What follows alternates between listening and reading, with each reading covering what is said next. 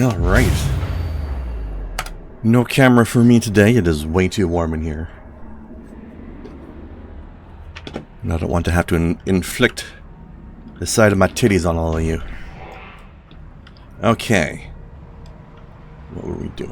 What's my heavy bolter ammo like? Okay.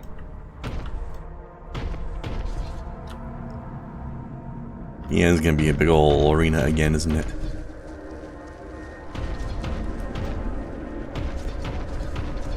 No? Oh, come on. It's gonna be some sort of... something more than this.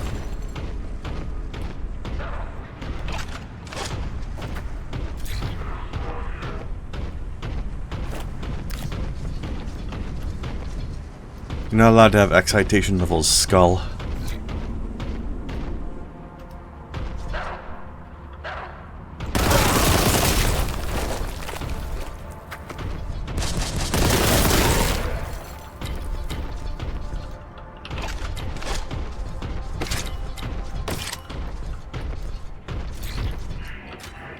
Need a key, huh? How do I get a key? Oh, that reminds me. I wanted to change my rush forward button so I don't keep hitting it by accident. Let's go with Y. Why? Because I can. Because I gotta.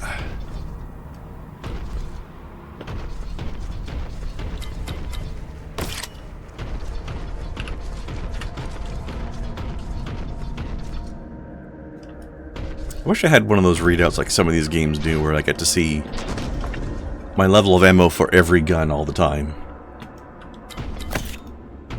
Not very many shooters do that, but some do, and it's very useful. Whoa! Whoa! Yeah, I was expecting something to happen when I picked up that key, but I was not expecting tons of purple fireballs.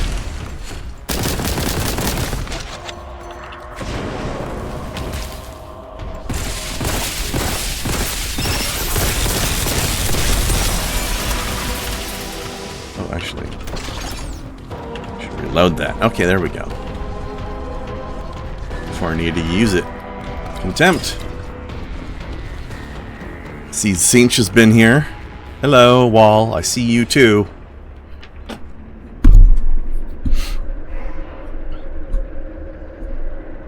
Pardon me, I just bashed my microphone accidentally. Okay. I think the door was over here somewhere. Well, not door, but console. The door is down there, I see. Now hold on, I want to try something over here.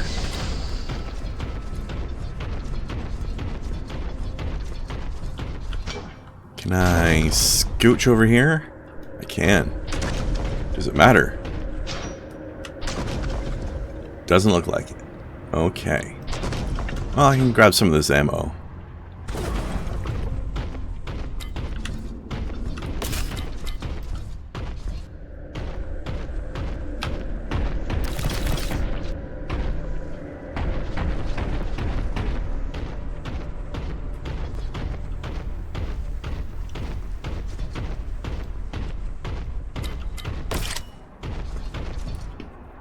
Yeah. Sweaty fingers already. Activation ritual. What am I activating exactly? Other than the death of my enemies. Whoa.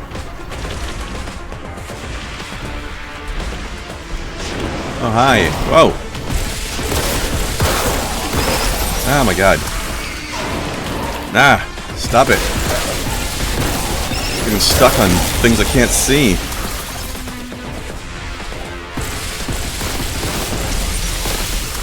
You're not even exalted. Get out of here.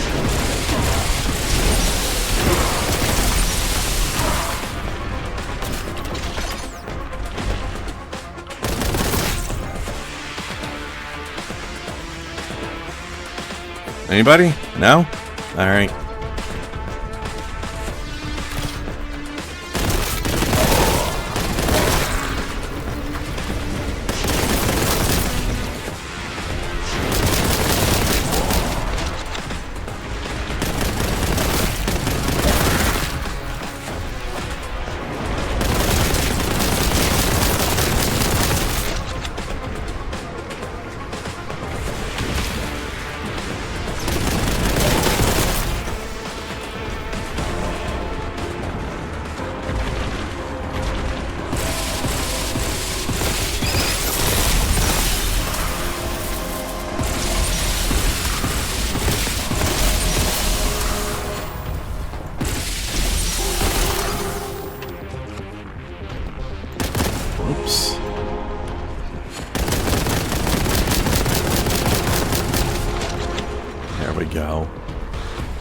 little bit of overkill, but my magazine was almost empty, so what the hell? Let off a few celebratory extra shots, you know?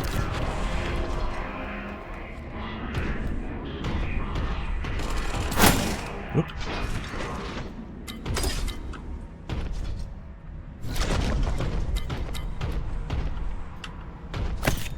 There we go.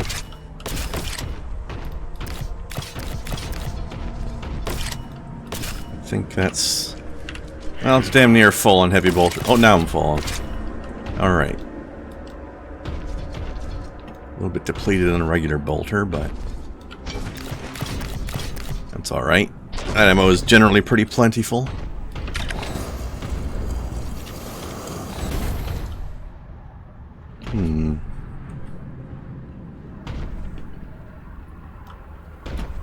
Well, I'm probably missing some secrets somewhere, but I can't be walking around poking every wall all the time.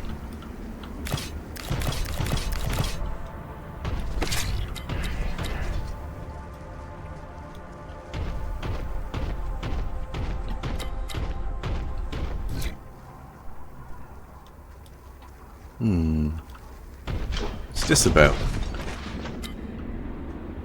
Just a couple grenades? Meh.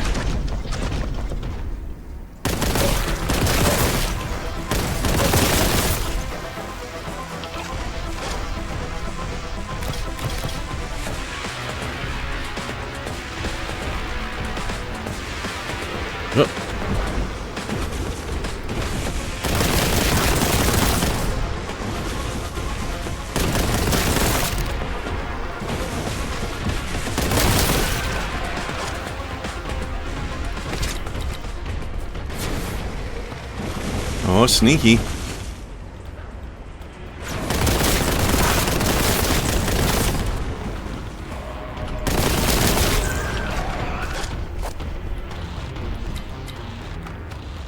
Just rooms full with grenades in them.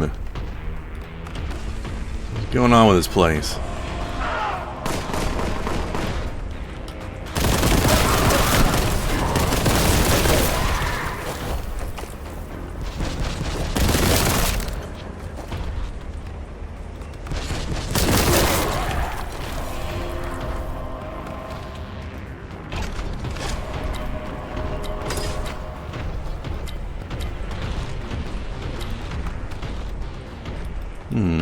Yeah, okay, huh? Fucking grenade rooms, what the hell? Stop it. I don't want.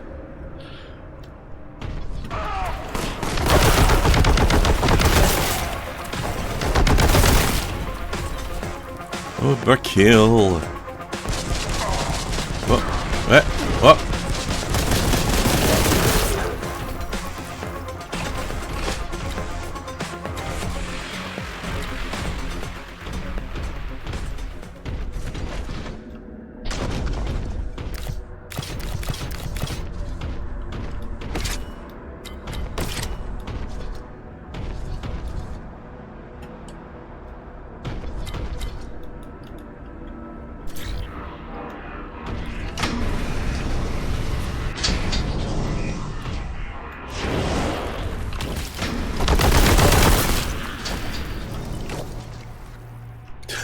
Bye.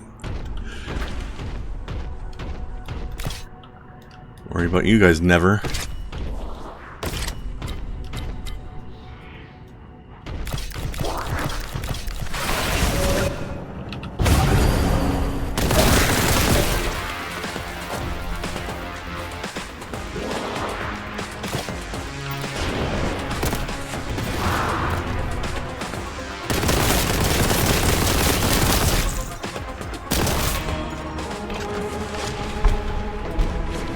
Oh. Ah! Sneaky bastard.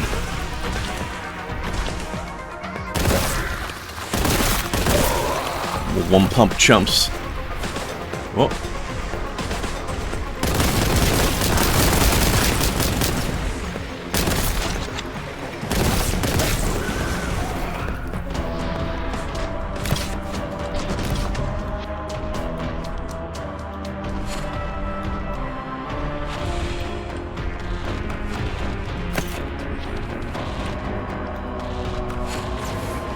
Oh.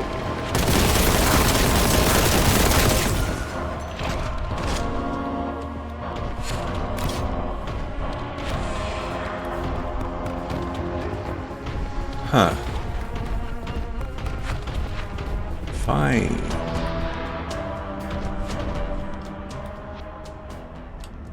If I go over there...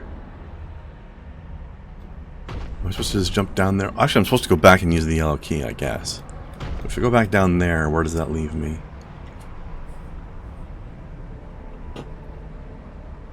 Oh, that is where the yellow key card door is. Okay. So grab this stuff. These are the parts of it that I need. And... oh!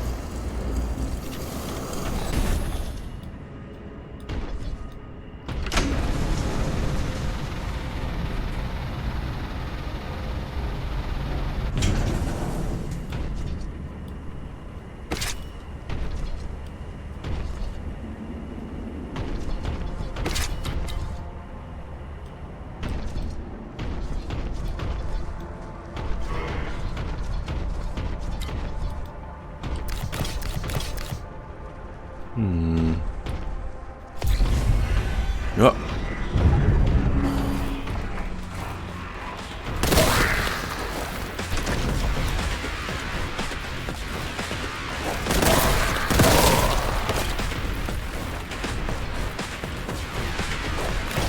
Just waiting for something to try to sneak up on me here.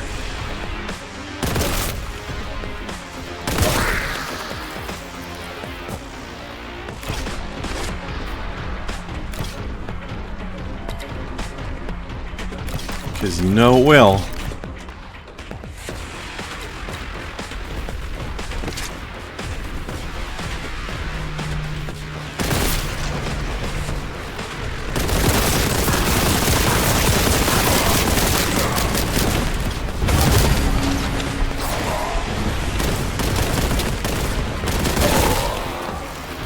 It's a lot of shots for not hitting anything.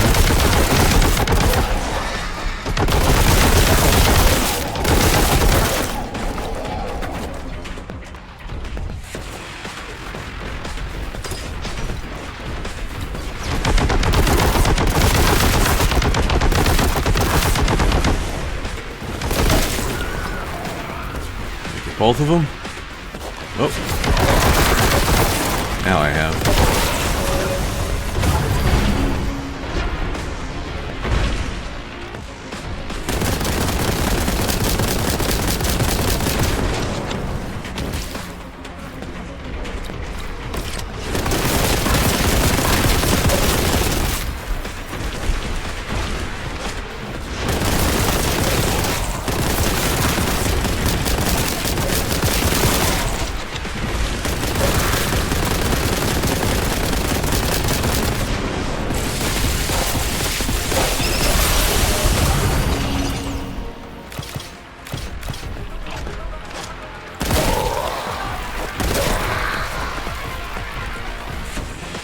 One bullet for each of yous. Oh. So that's all you deserve.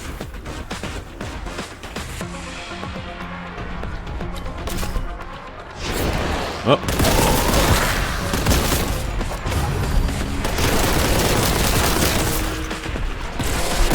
Ah, no. Use the AoE and melee. In melee.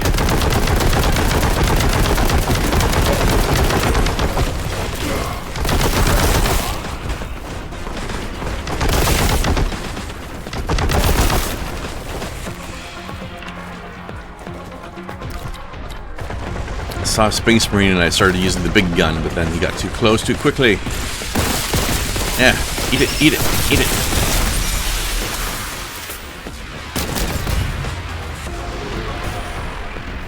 You know, you say purging complete. You say that a lot. And then there's more enemies still wandering around. See? I think he just says that to mean no new enemies are teleporting in anymore.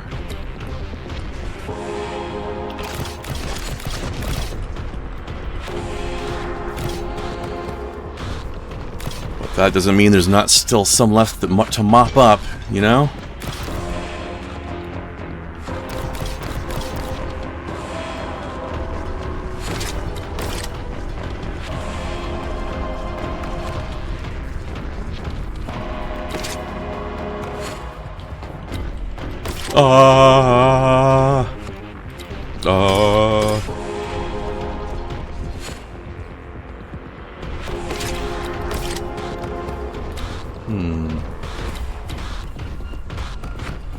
And as usual at the ends of these battle arenas, I have lost track of where I came in from and where I'm supposed to be going. So let's just wander until we find one of those two things.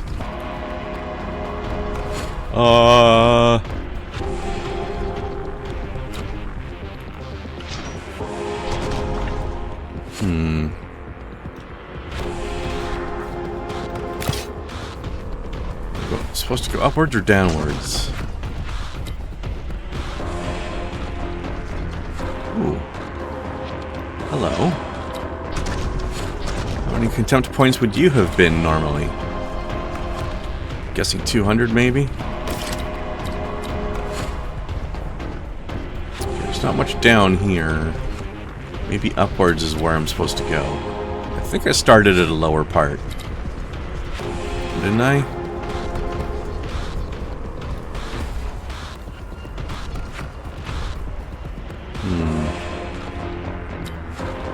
Well, this is certainly not the goal. Hello, what's all this then? Oh. Sneaky bastard.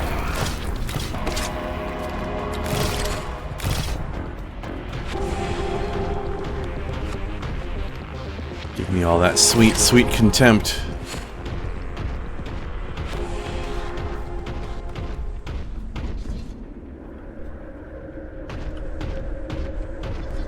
Where are we going here? This way?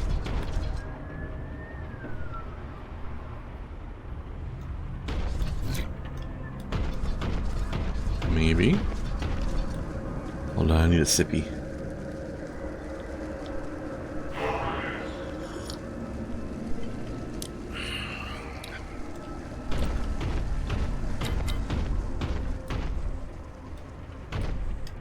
No, that wasn't it. About... Oh, hello. This looks like a level exit. Doors are sealed. Not anymore.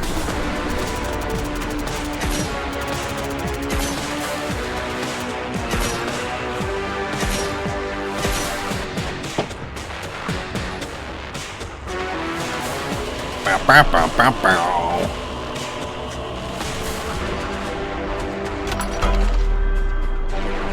Taunt your enemies with tea. As far as I'm aware, I don't think it does anything other than be kind of fun. Forget nothing. Forgive no one. Praise the Emperor. Indeed. I am your doom. See? I said I was his doom, and then he exploded.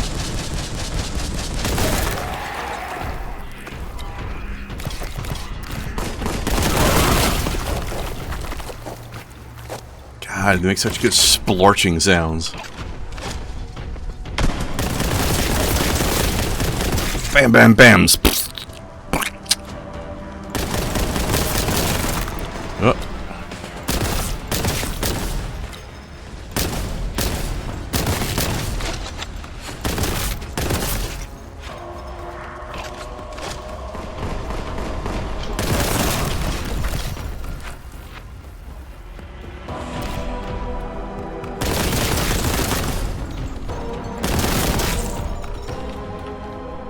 How about do a big hard fight and then just give us a few little piss ants to splatter. Just to wind down a bit. I don't know what that was. I wasn't sure if it was a person. When in doubt, shoot it out.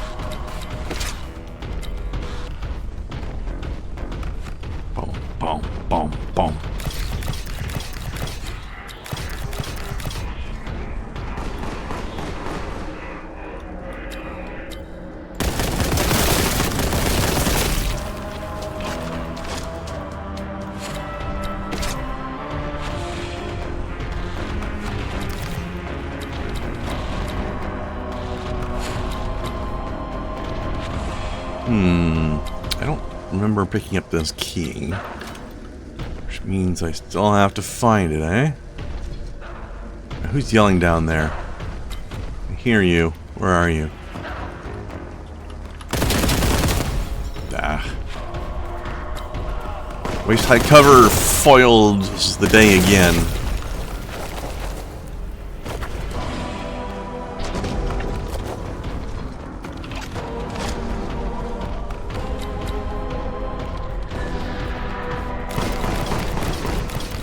Oh.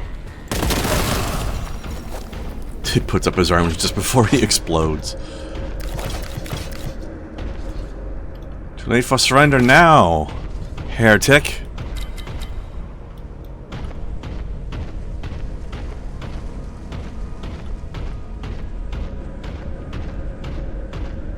Oh, I've seen one of these before. I still don't know what it is. Maybe it's a big health? I don't know. Oh, I need a key for that, too.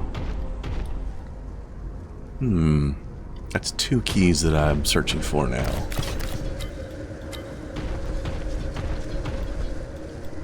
Oh. Snooze, you lose.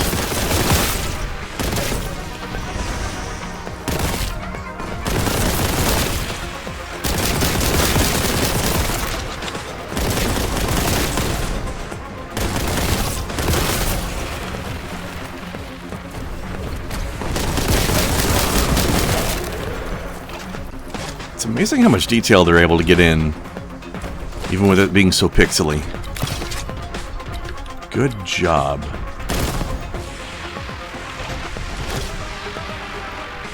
Good gerb. Thank you for that shotgun that I totally didn't already have 5 of. It's down here.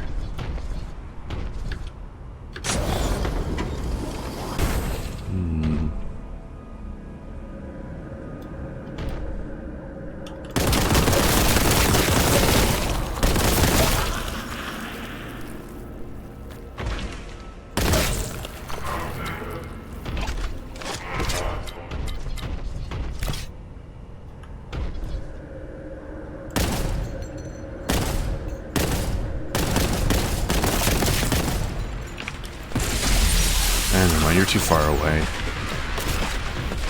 You're gonna have shit accuracy. Especially with you moving around. Ah!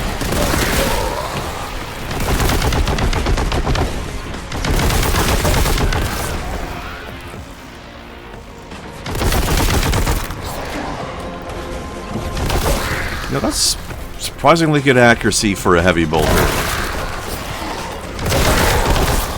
And again, his Space Marine and his power armor can compensate for quite a lot of recoil, so I guess that's fair. Wingo Bear! Well, hello. It has been quite a while since I have seen you around here. Sir and or Madame. I don't remember if we ever established that before. But hello. Thank you for enjoying my voice.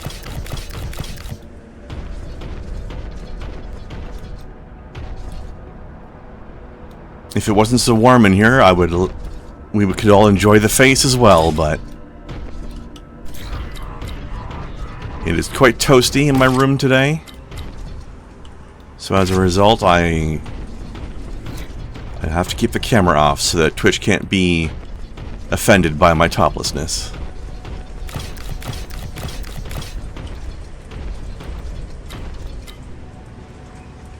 Or later on YouTube as well.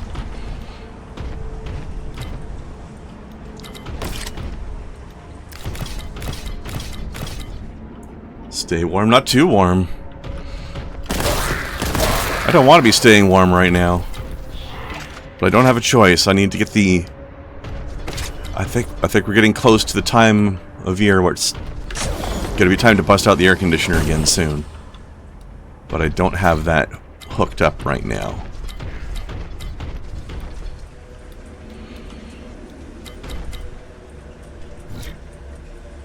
I have so many places to go. To open this from here. Door, yes, thank you. Thank you for explaining that to me, Skull.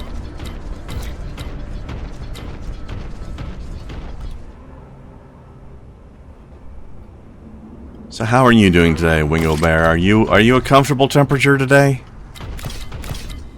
I don't know what the weather's like for you right now. But it is like 10 degrees warmer here than it was yesterday.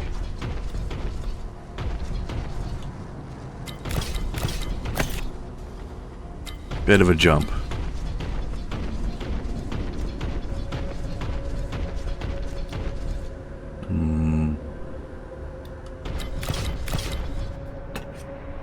Alright, so I got the red key. Now I have to remember where the door... Oh. I will eventually have to remember where the door is, but I have other concerns first, it would seem.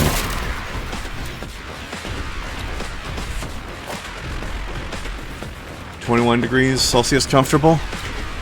That's about what it is around here, but at least outside anyway. But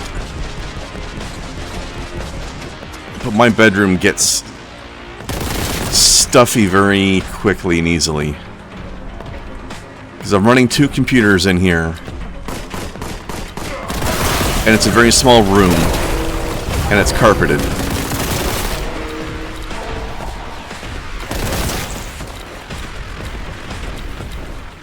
So the heat tends to get really trapped in here. Builds up and gets trapped.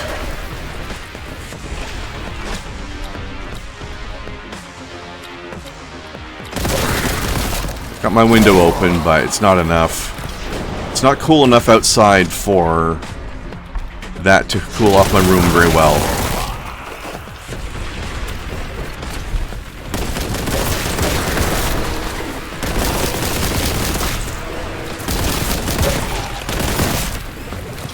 I would normally start using my window-mounted air conditioner in this kind of weather, but this kind of weather only just started today, so I wasn't prepared.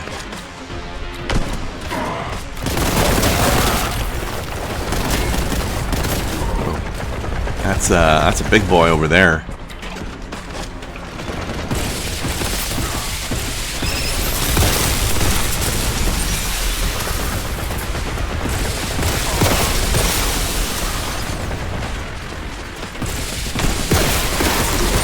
Ow. Ah! Get out of here. Maybe now I can figure out what that pickup is.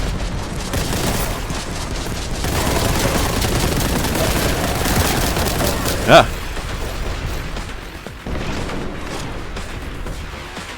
Okay, what are you? Nope, still can't tell. Maybe it's shotgun shells. I don't know. Like a big shotgun shells. I don't know.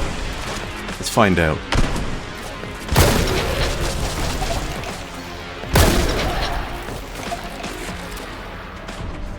Nope. Okay, I have no idea what this thing is.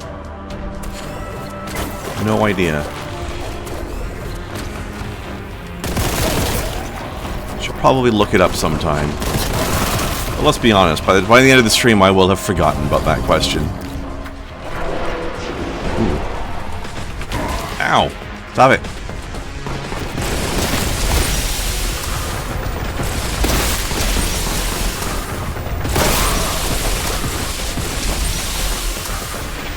Plasma! Piping hot plasma! Uh-oh.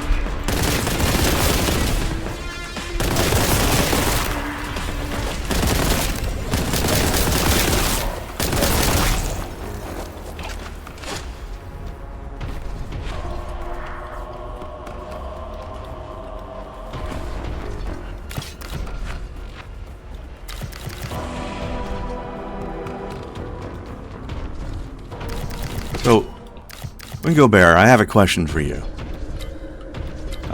That looks to be, I believe, Japanese script in your name. Are you from Japan, or is that just your family background? Or, like, are you in Japan, or...?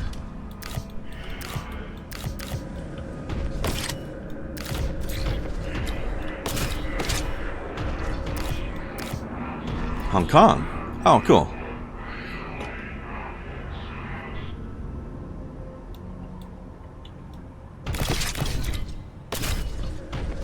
My parents went there once on vacation a while back.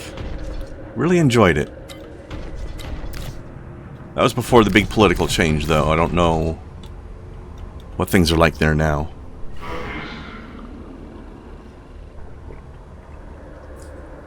Did that affect things greatly for the common person, or?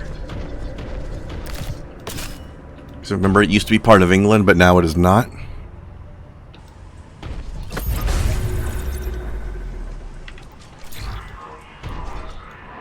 Now it's part of China, I think.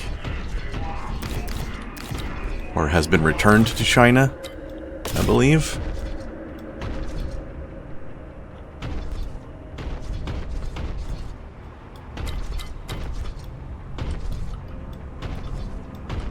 Oh, actually, wait. Use that contempt pickup.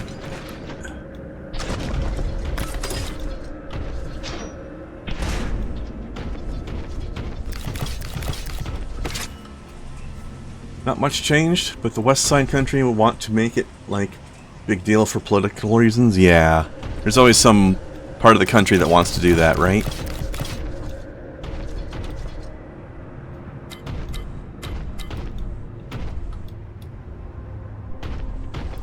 For America, I believe that part is Texas that's always making a big deal out of stuff. For Canada, it's Quebec.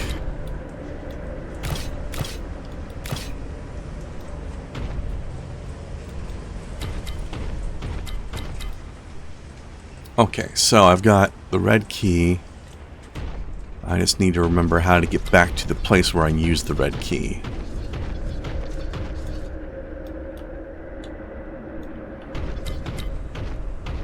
Was it? I think it was this way.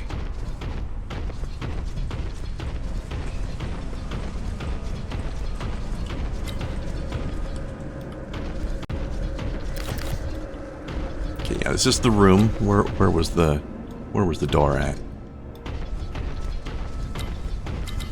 Or was it up here? Yeah, I think it was up here somewhere.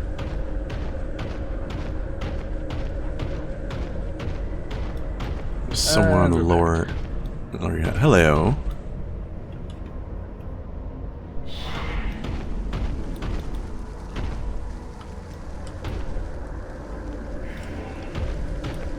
Okay, so we're back clumping more heretics than Xenos today. So far it's been all heretics. I don't know if there are Xenos in this game. But you said you finished the game, right? So you would know. Do we get Xenos later?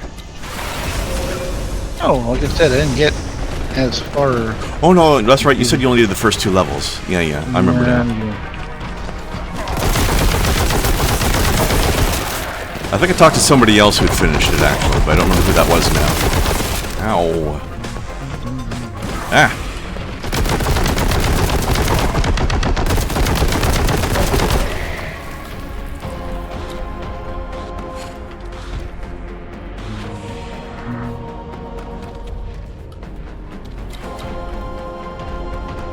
So what is going on with you today, sir? Just got off work. We have 2 days off after this. Nice. Good stuff. Nah, I think it's all chaos. Yeah. Like, I feel like if there was going to be any Xenos, like I probably would have seen some by now. Yeah. Unless they were saving them for like the back half of the game or something.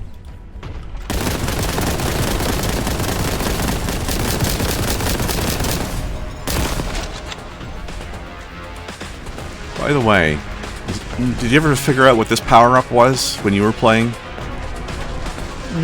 This big red glowy thing? No. Because it never lets me pick it up, so I don't know what it is.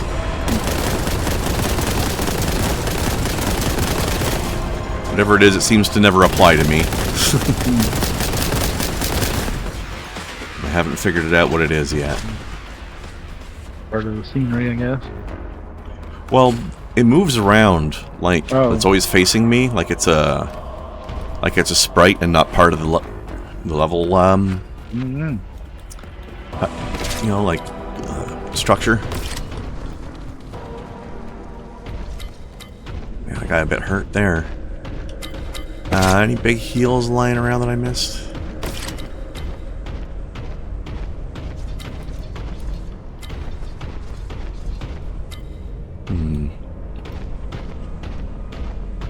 Maybe it's a grenade pack or something, and that's why... Here, let's test that.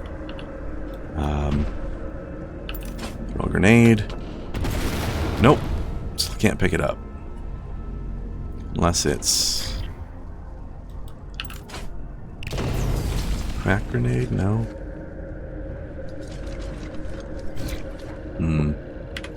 Yeah, I have no idea what that thing is. I've never been able to pick one up, so... That would suggest that it's something I'm already full up on. But I keep trying to expend things to see if I can then pick it up, and I never can. So I don't know.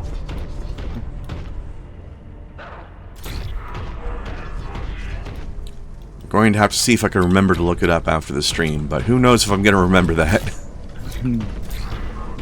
Usually my brain is empty by then. No thoughts, head empty.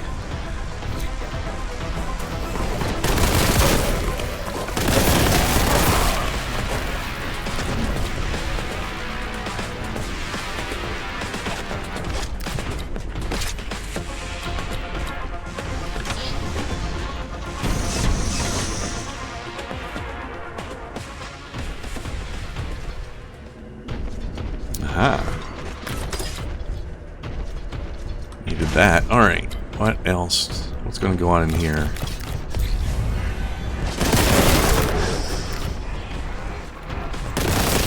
I want to know who's putting all this contempt in these shipping containers.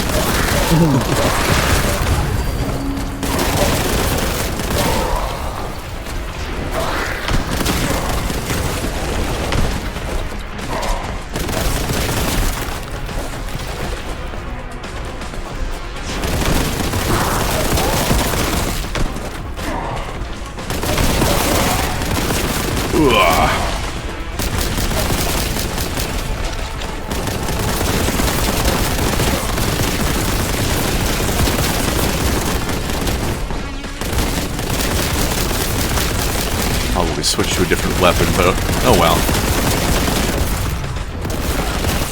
I like my bolter too much. It's the classic weapon of the Space Marine. It makes enemies go splatty splat. Oh, there's a blue one too. Huh. Can't pick that one up either. Curiouser and curiouser.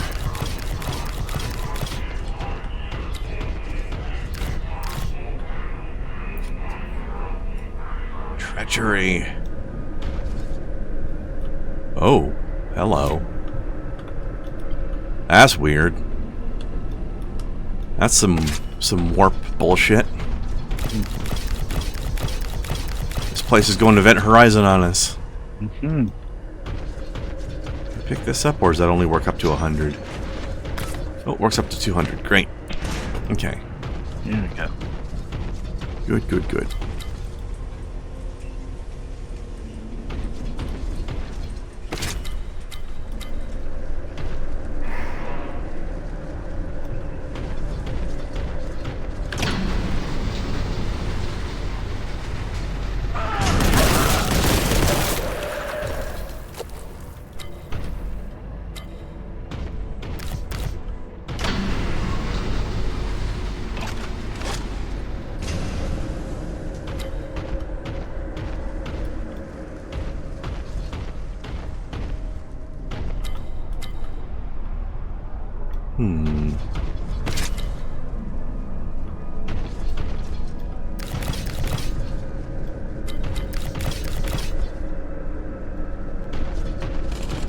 Oops.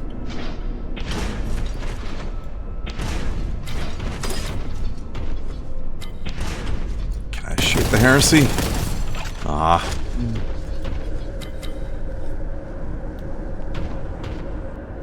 That's not fair.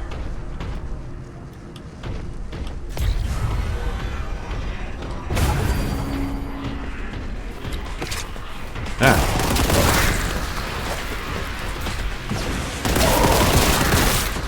Oh, jeez. I was wondering why there was fire coming from behind me.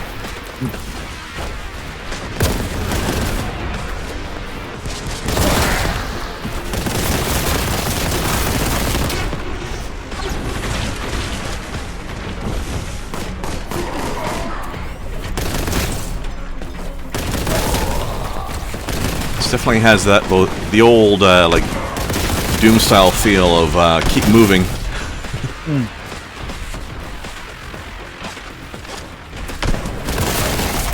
Forget all that cover and bullshit. Hunkering down behind cover just means people can flank you, right? Yeah.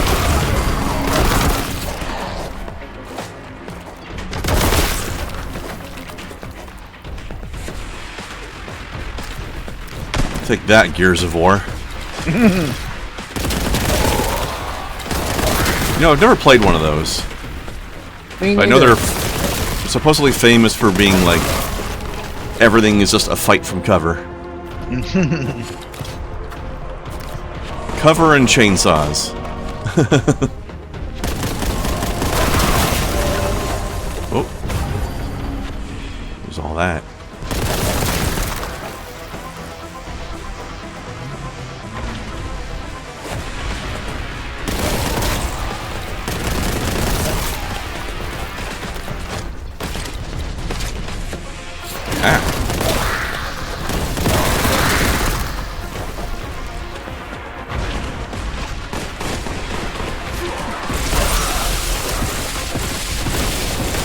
You want to exchange flames, do you?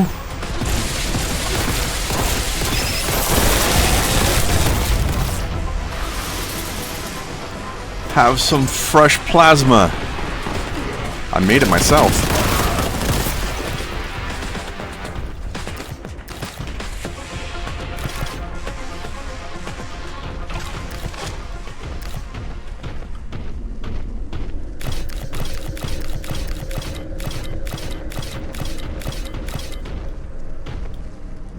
Tasty contempt.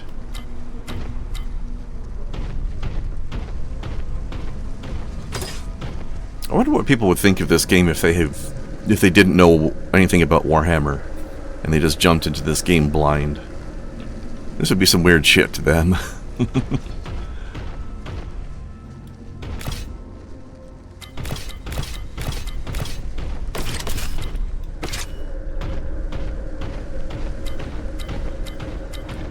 They'd be like, I don't know what's going on here, but everything's exploding real good, so I like it.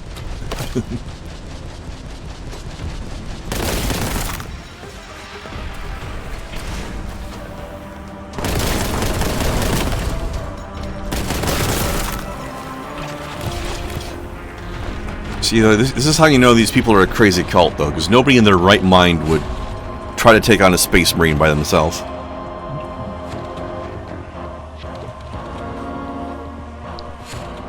If you're a human and you see a Space Marine coming at you, you should just be getting the fuck out of there.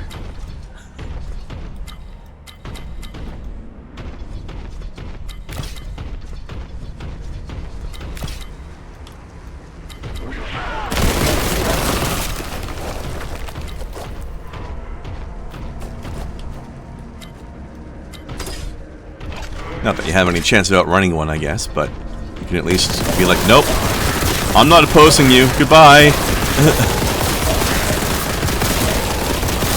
have no reason to be angry at me. Please leave me alone.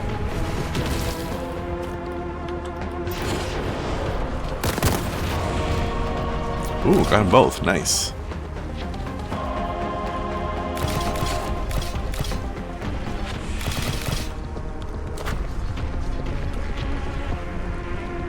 Ooh, got the jibs.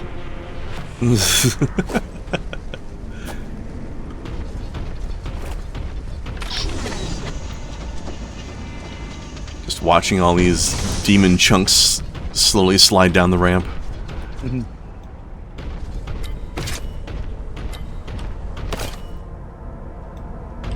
They're smart. They can do a crossover of this game and a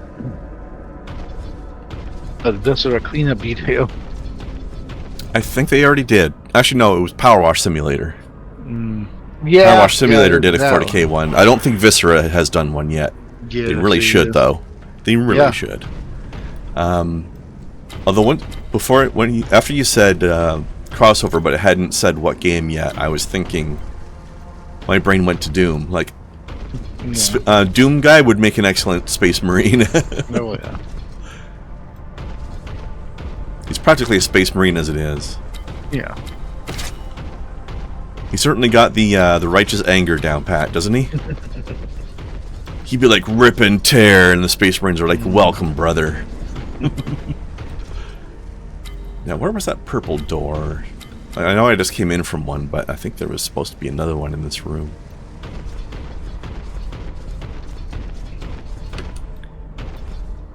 Yeah, this game does occasionally suffer from a little bit of conveyance problem.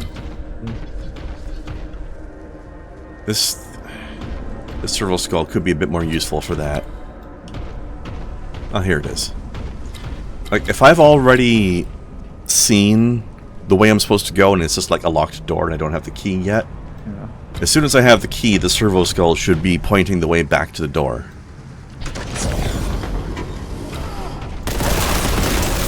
So it's a little bit easy to get lost in some of these areas.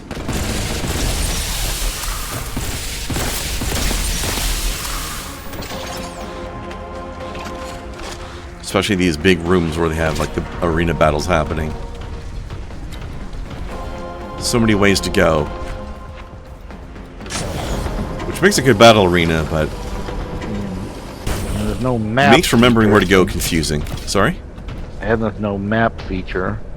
Yeah, it should have a map. That doesn't make any sense. Like, my power armor should have an Auspex built into it, right? Yes. Even if it is one of the older marks of armor, like I think, because I've got. When I see pictures of the player character, he's got one of the beak helmets. I don't like, but whatever. But yeah, you can't tell where you're. Yeah, you don't know. Oh my god, Lord of Change. This is a mini boss. Probably not even a mini boss, just a boss. Oh my god. Demon Lord in here.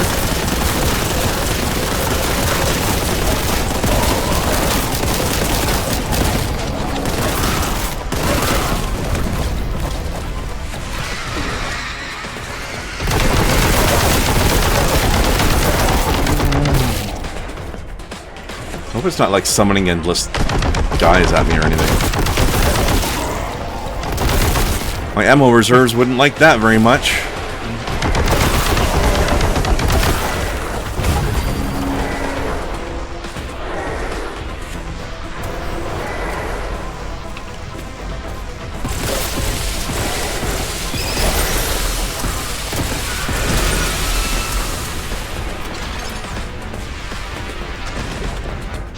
Where are you, sucker?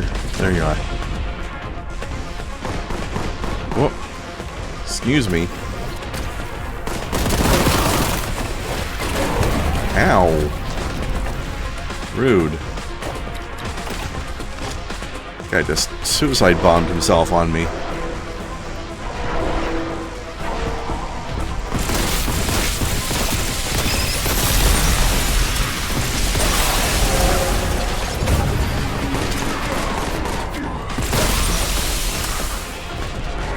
Big boy go?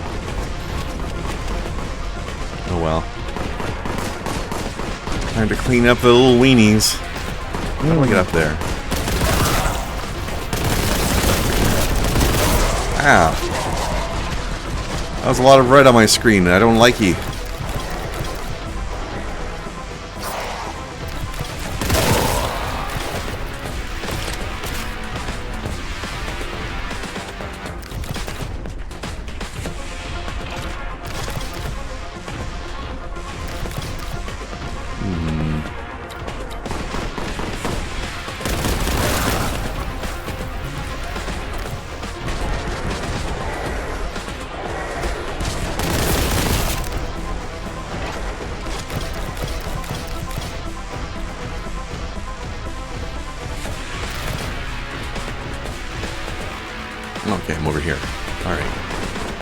need this one. Yeah, gimme. Take that one too.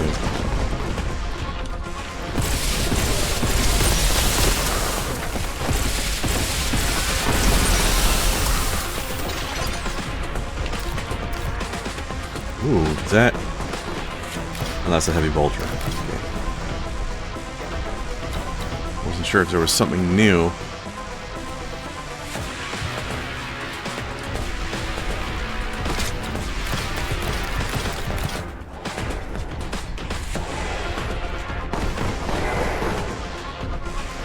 Where's this little guy at? I'm hearing gunshots, but I can't see where the guy is coming from. Oh well.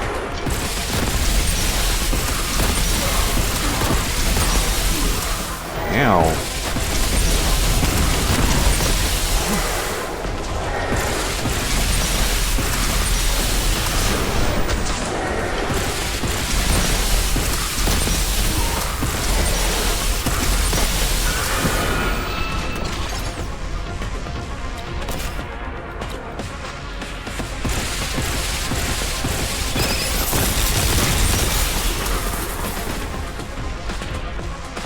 There you are, you little bastards.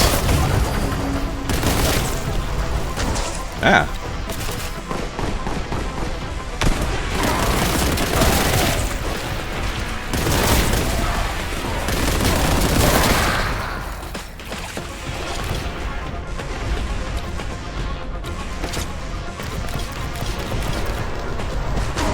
Ah, damn it. It's homing stuff.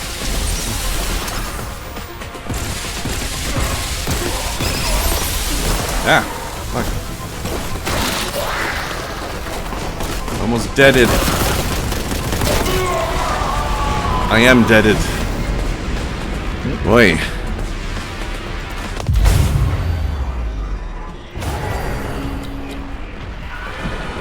Time to try this fight all over again.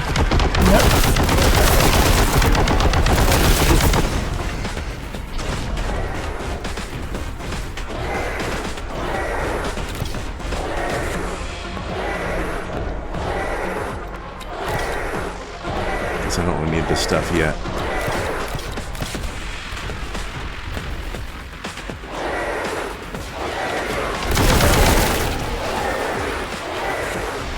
Ah! Yeah. Give me one.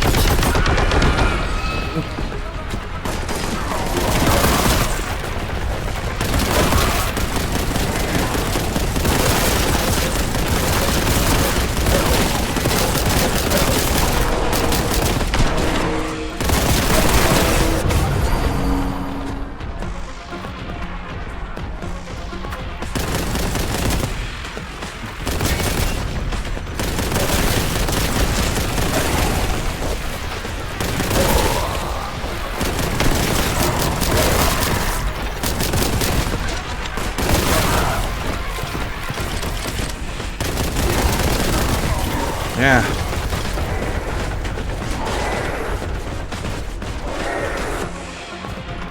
I need drink.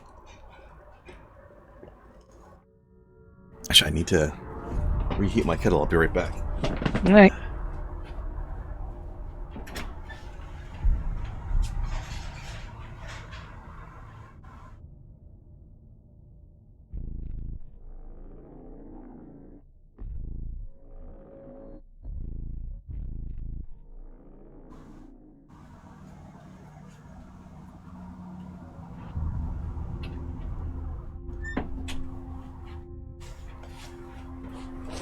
Okay.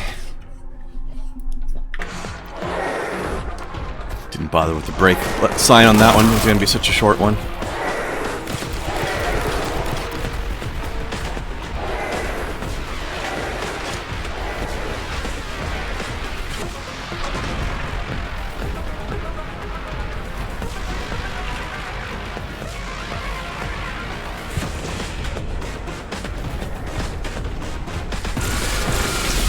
Come on.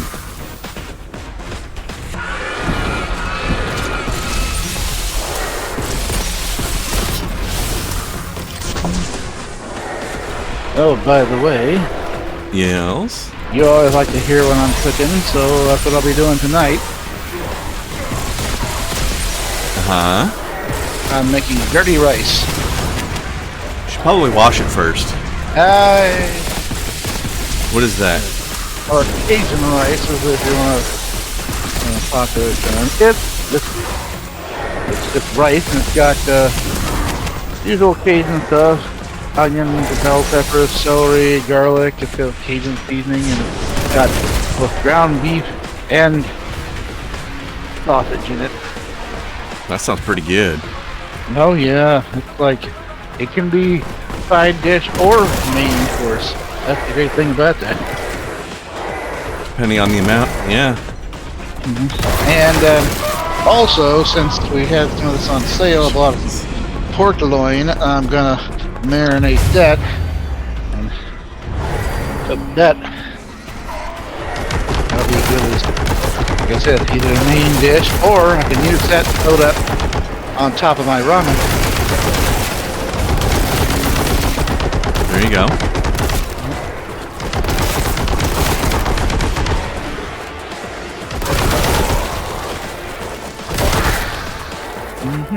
So it turns out this battle's kind of hard. Yeah. And you're on the Chaos Lord. Yeah, seriously.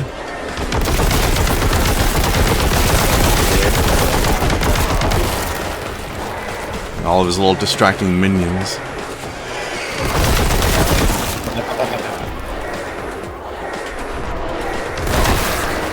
Yes, I'm glad you have it on Discord, because this is... Huh? Twitch is being laggy. Oh, is it? Well, Is it not sharing in Discord? What it is sharing Discord. I'm just saying I'm seeing the Discord stuff in real time while Oh, yeah. That makes Twitch sense. feed is behind. You gotta kind of hit the pause and restart to catch up. Well, the Twitch is supposed to be at least a few seconds behind. That's normal.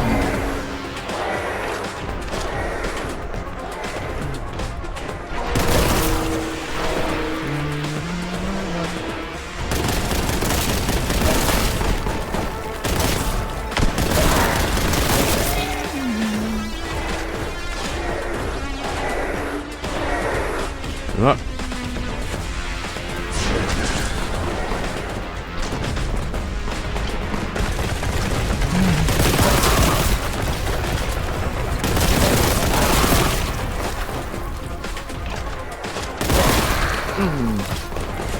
It's like, yeah, always when you're reloading. Isn't it?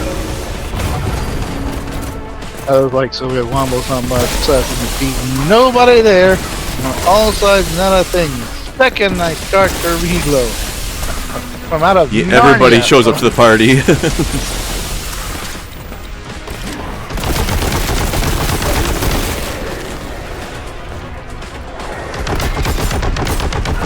Well, tomorrow, or maybe tomorrow Wednesday, I'm going to the computer store and see about getting the stuff to boost up my computer. What kind of stuff? Better gaming. Well, I'm definitely getting maybe the 1 terabyte SSD. Yeah, nice. Probably get some RAM, 16 or 32, depending on if this package deal is the same in-store as online. And then see about getting a video capture card as well. Oh, yeah, you said you wanted one of those.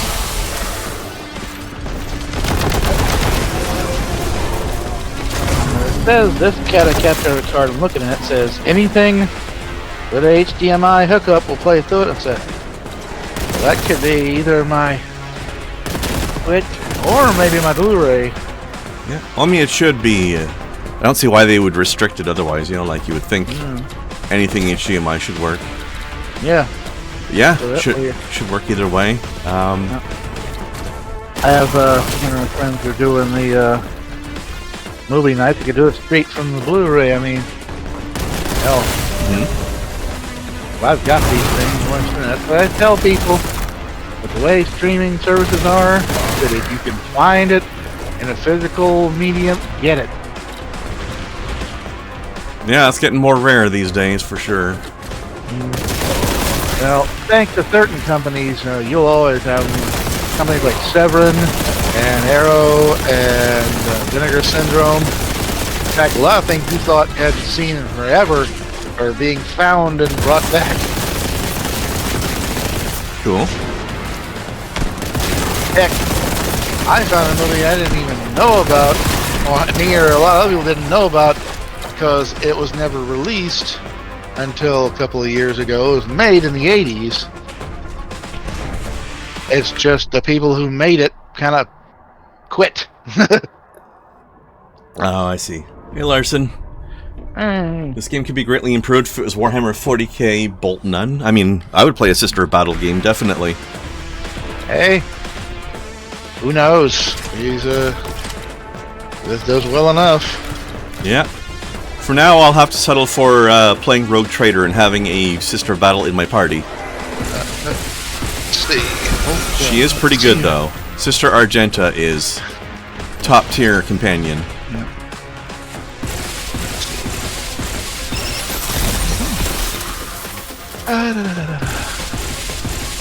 Looking at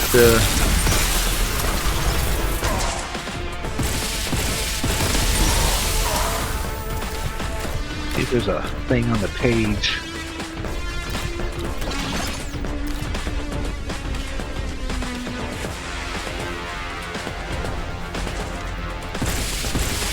I wonder if, is it actually in the lore that Sisters of Battle dye their hair or something? Because they seem to all have white hair. I don't know if that's ever been explained. I'm sure there is. Look around I think they do. They seem to, anyway. Whenever I see art of one, they've got white hair. Yeah. What? No, not all.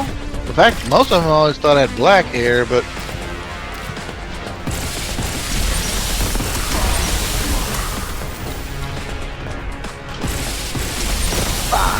I need to find some healing. I don't know if I had black hair, but okay. Oh, here's a Reddit. Why does I have right Can the hair? Lord of Change be able to turn a regular Marine inside out just by looking at him? I mean, he almost does. That's why I have to fight him from really far away, and that's why a lot of my health just disappeared quickly. But yes, I should have even less of a chance against them than this, really. But, you know, it's a video game. They have to give me a fighting chance, right? Yeah. But there's a reason I've had to redo this fight like 4 or 5 times. Yeah. So I'm reading a thing from Reddit here. The orders of sisters that is most commonly seen in art and with the white hair is Order of Our Martyred Lady. I'm not sure which order the one in Rogue Trader is from. Who are the only sisters to do this tradition at a large scale. Others might have members to do this. Martyred Lady does this for almost all sisters. The reason why they do this dates back to the founding of the sisters at the age of the end of apostasy, where Alicia Dominica went to meet the Emperor of Mankind under Custodi's guard, and afterwards she killed Doge Vanzire, ending the age of apostasy. When Dominica met the God Emperor, her hair turned white, and the Order of Our Martyred Lady have since dyed their hair white to remember Dominica and the Emperor as well, and the start of as well as the start of the Sisters of Battle. Fair enough.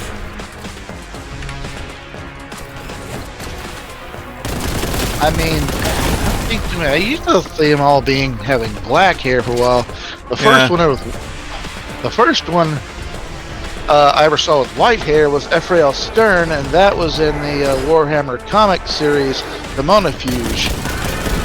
Maybe it's just the particular artwork I tend to come across frequently does white hair. Actually, if you wouldn't mind, can you look up the Rogue Trader character, Sister Argenta, and see if you can find information about which order she's from? I'm just curious. I don't remember if they said. They probably said, and I just don't remember. Rogue Trader Wiki. Mr. Argenta, Pagan and Rogue Trader. Was it Adeptus?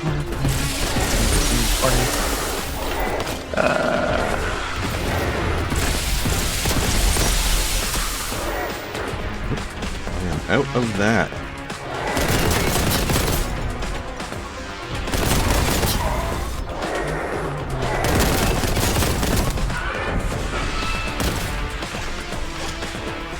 Boltgun video games, yep.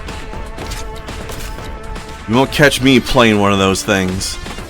They rot your brain. She is from the Order of Our Martyred Lady, so that's why. There you go, okay, good. Nice attention to detail then. The game's very good at attention to detail 99% of the time. Except for that one major mistake they always make. They seem to get psychic powers mixed up with sorcery all the time. Yeah. Not all psychic powers are sorcery. In fact, none of them are by default.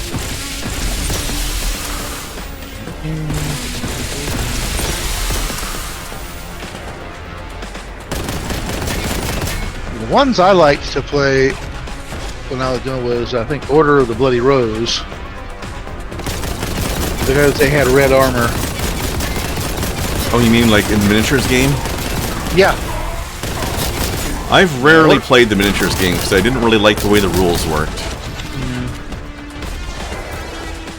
I like tactical stuff though, which is why my favorite 40k games are the ones that are turn-based. Although this one is great. This is a great action one. Yeah, we could do it in Forge World and stuff like that because we could. You know, Forge World at the time was not really recognized as being like game legal and stuff. Yeah. But one thing they did, they took from one of the Roritas war machines, I think it was the Immolator, but they had like a big round window, like out of a big church window sort of thing with the shield for it. They took part of that and as well as the operator figure and basically kit bashed Astra Militarum Sentinel and put that into the console. So basically you had a Sororitas Sentinel. Interesting.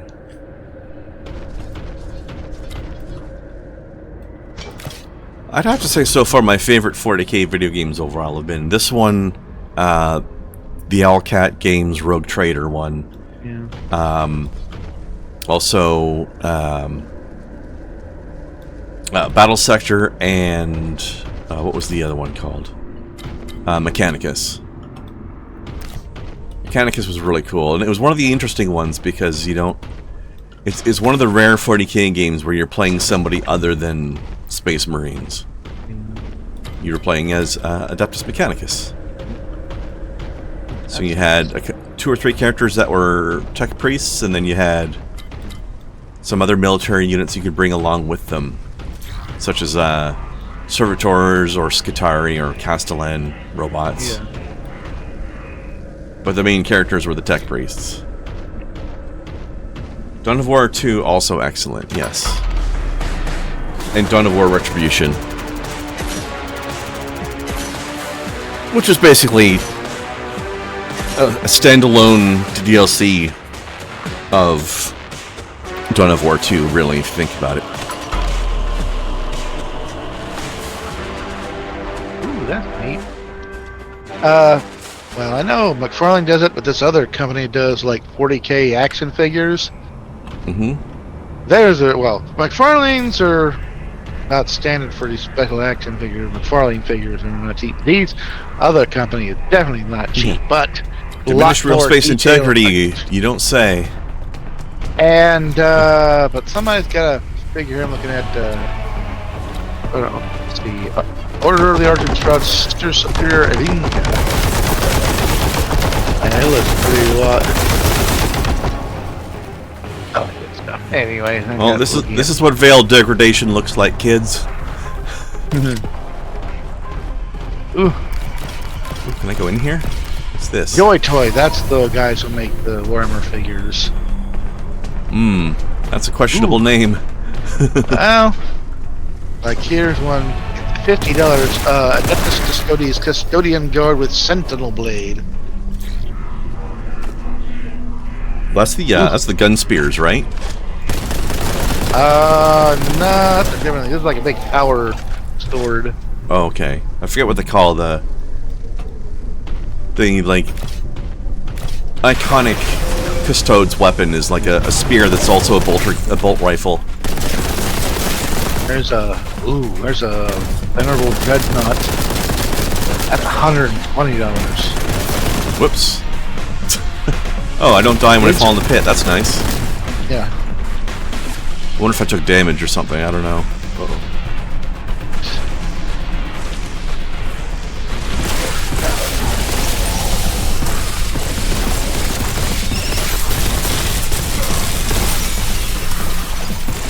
Yeah, Joy makes a lot of different figures there. 40K and there's some original stuff. They ain't cheap, but by God, they look fantastic. Yeah, the high-end stuff gets pricey, doesn't it? Definitely. Well, it's not up on those SH figure arts that really jack the price.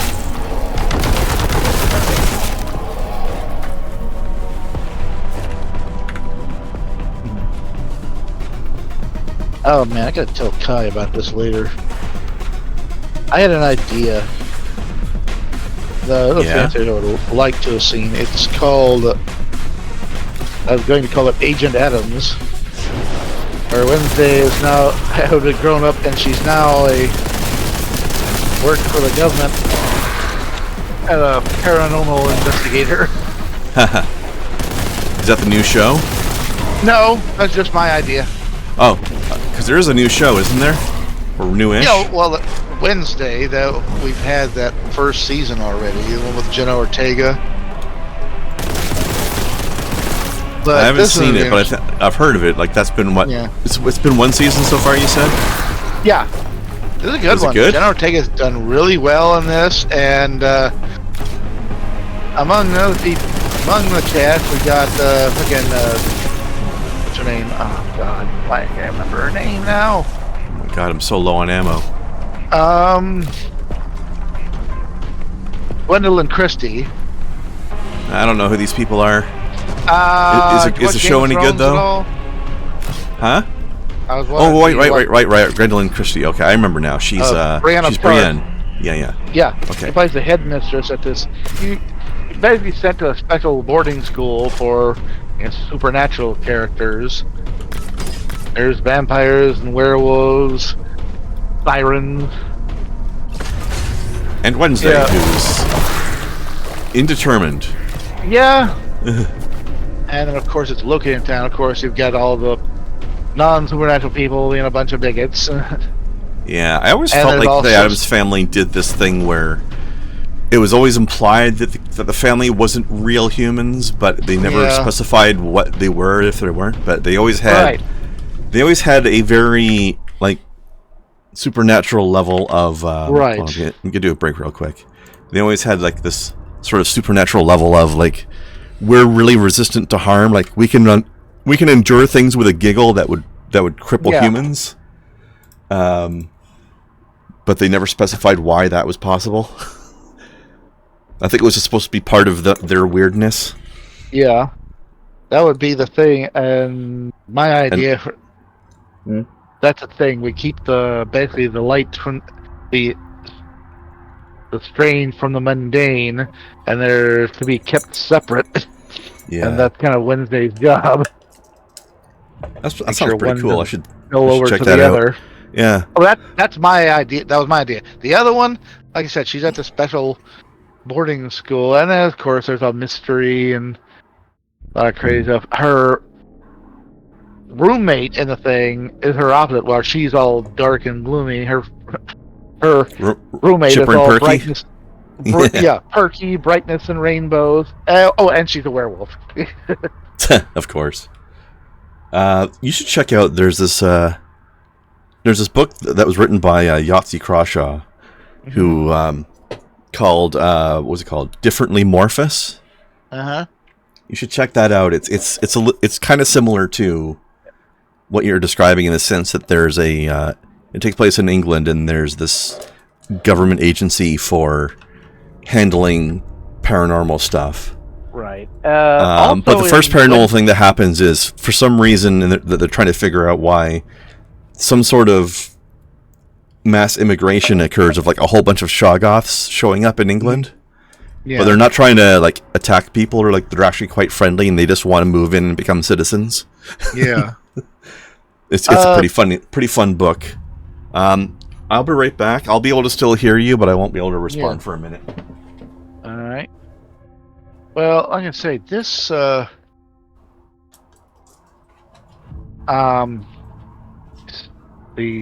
Wednesday series is on Netflix, and one other character played a big part, or one other actor played a big part in there is Christina Ricci. Yes, the 1990s movies Wednesday. She's in there. And then in the upcoming season, they said Angelica Houston, Morticia from the movies, will be playing a character. So I'm looking forward to it.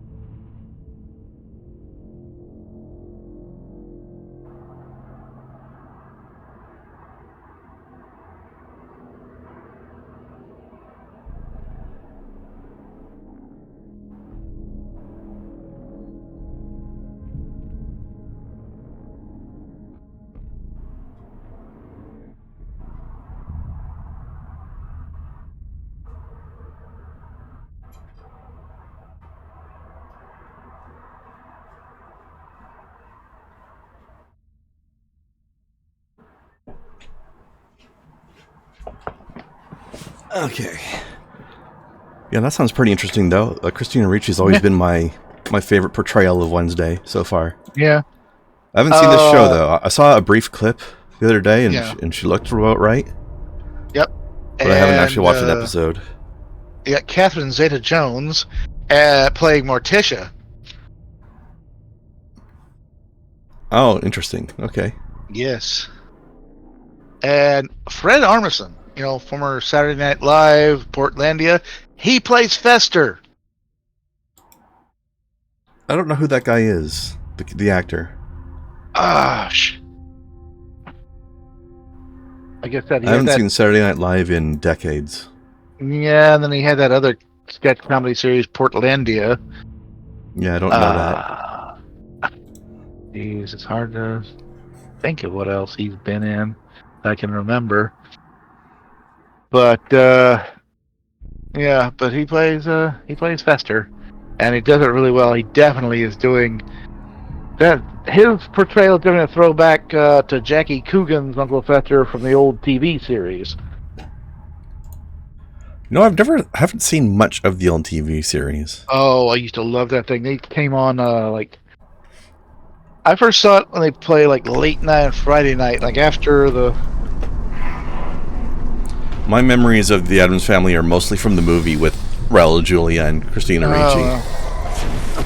Well, I mean, I can't remember. There used to be there were always some cable network that would show it, like TBS or something like that. Usually, most of them are to do a back-to-back of the Addams Family and the Munsters. Did you ever play the Fester's Quest on NES? Yeah, I had it. That wasn't bad. Yeah. Especially for an era when movie tie-in games were usually garbage. Yeah. It was better to play it if you had the NES Advantage controller. Oh yeah, which I did. Yeah, because otherwise you're just doing single shot. You get the rapid fire with the Advantage. Mm-hmm.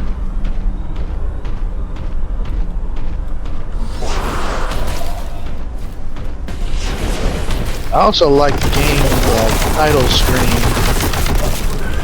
Had that version of the old Addams Family thing that it played was always pretty fun.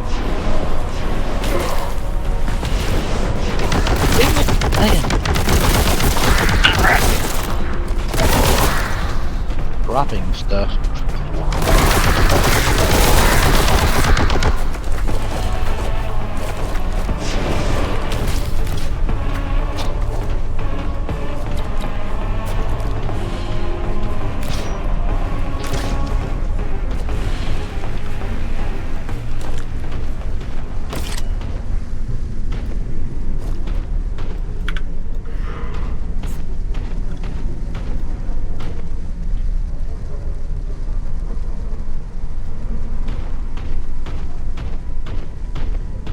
The hell is this?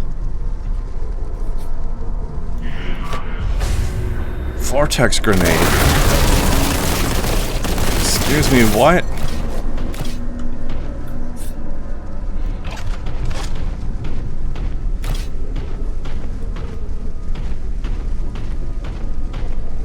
Yeah, Larson, Dawn of War 2 ended up having 2 standalone expansions. Was the first expansion standalone too? I don't remember. Might have been. Don't remember what that one was called.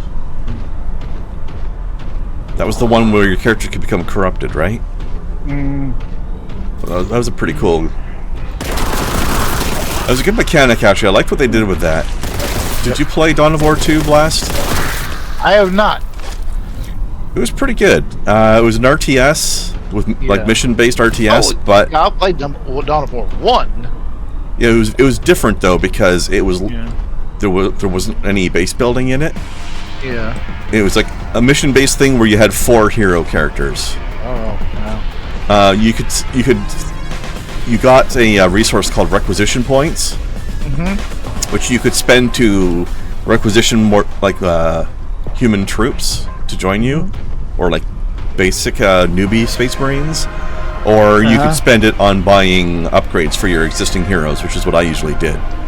Plus, they would get XP and war gear and level up and get new skill trees and stuff. Yep. So it was a bit different from the first one in that sense.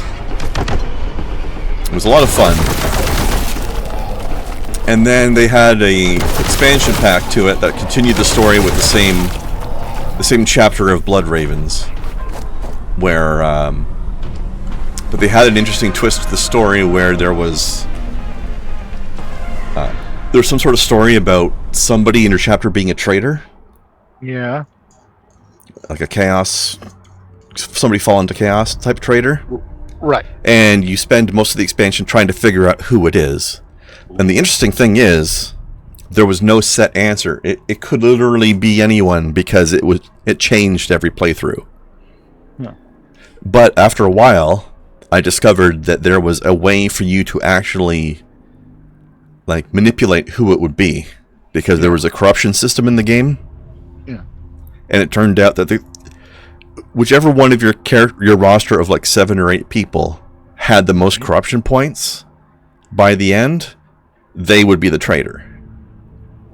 And there were ways that you could be careful and make sure that people either removed or gained corruption points, so you could manipulate it to be who you wanted it to be. And it was interesting because the reason why that person fell to chaos was different for every character, and it fit each character's like story and the whole thing. Like one of your characters is a librarian. Yeah. If it turns out that he's the traitor, then it's because he became possessed by a demon, as is something that happens to psychers sometimes. If it was somebody else, then it was a different reason. in the first game, you end up finding a cursed bolter. And it shows back up in the expansion. And there's one character who, if he's the traitor, the reason is because he used the cursed bolter and it cursed him and basically took over his mind and twisted his mentality and corrupted him that way. So there's a different reason for each person, which is pretty cool. Right. Also, if you were really careful and you made sure that your entire roster had absolutely zero corruption, then there was a specific NPC who would be the traitor instead. He was like the default if you needed a tiebreaker. It was really cool the way they handled that.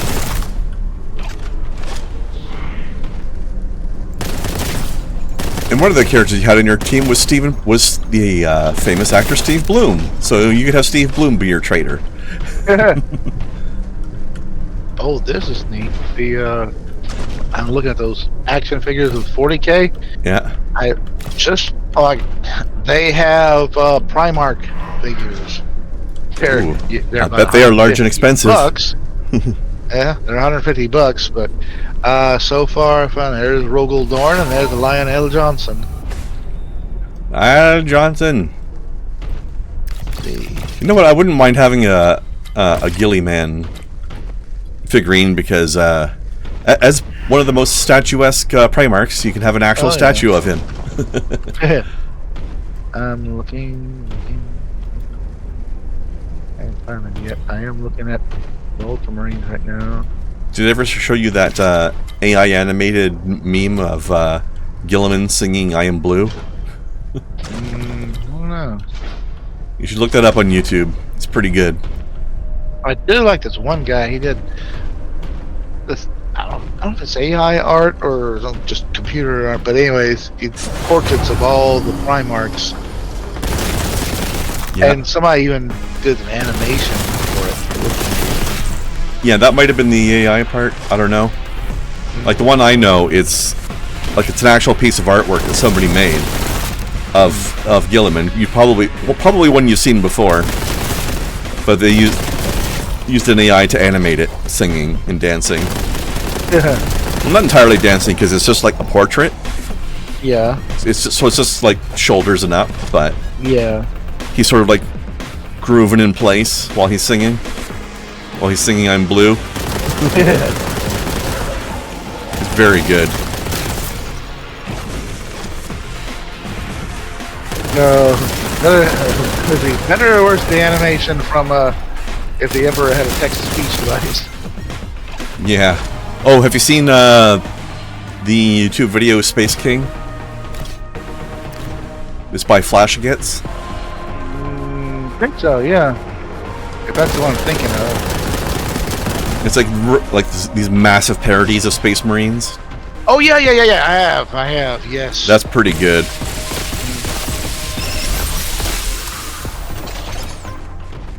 Okay, here it is. I found the.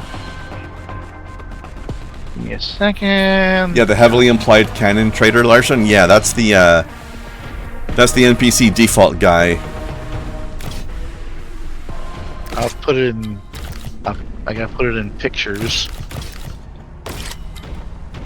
Yeah, I replayed that game enough that I've actually seen the traitor scenes for every character. Oh, a picture of all the Primarchs and the Emperor.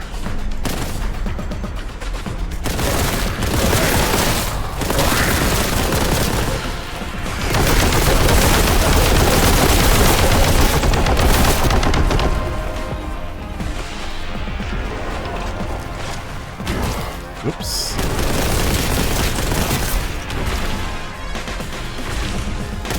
Those look like little energy ball sperms flying by me there. Of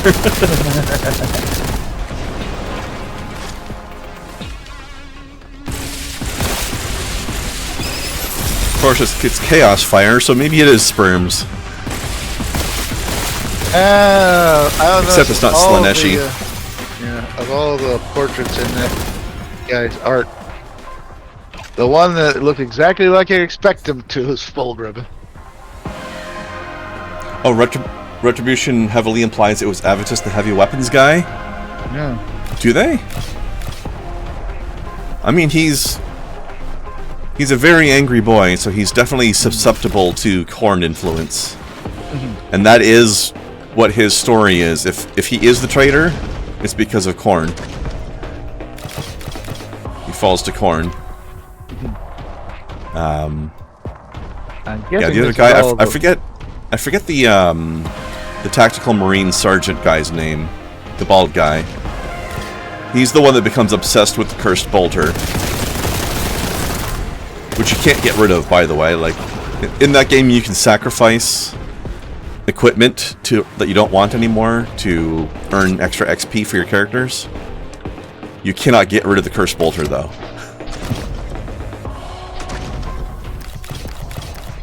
And if you use the cursed bolter in Retribution, not Retribution, I forget what the expansion with the corruption mechanic was called. But if you use the cursed bolter in that one, it gives you corruption points.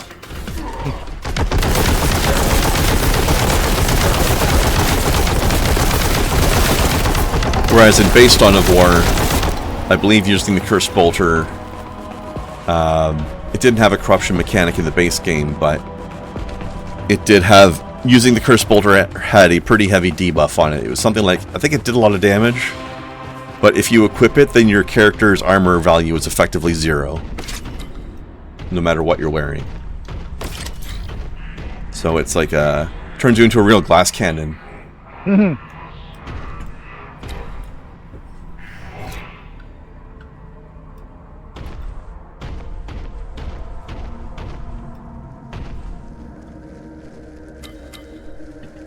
He realizes all the killing he's done for the Blood Ravens has been for a corrupted cause.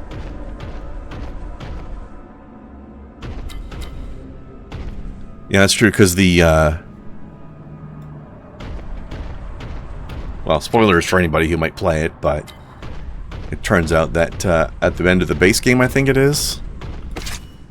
Or is it at the end of Retribution? No, it's the end of Retribution, I think. Or not, yeah, Retribution, where it turns out that the Blood Raven's chapter master had fallen to chaos himself.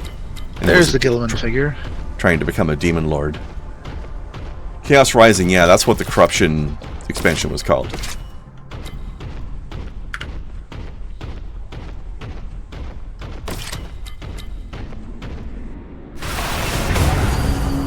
Oh, hell.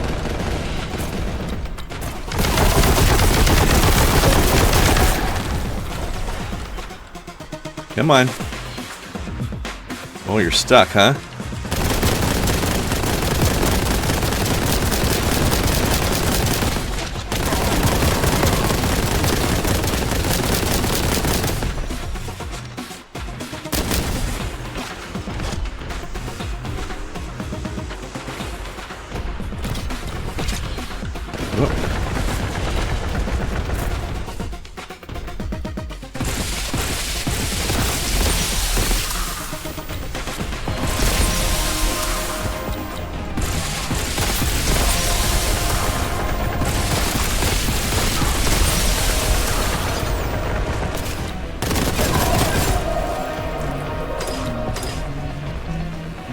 Yeah, Dawn of War 2, Chaos Rising, and Retribution were all very good.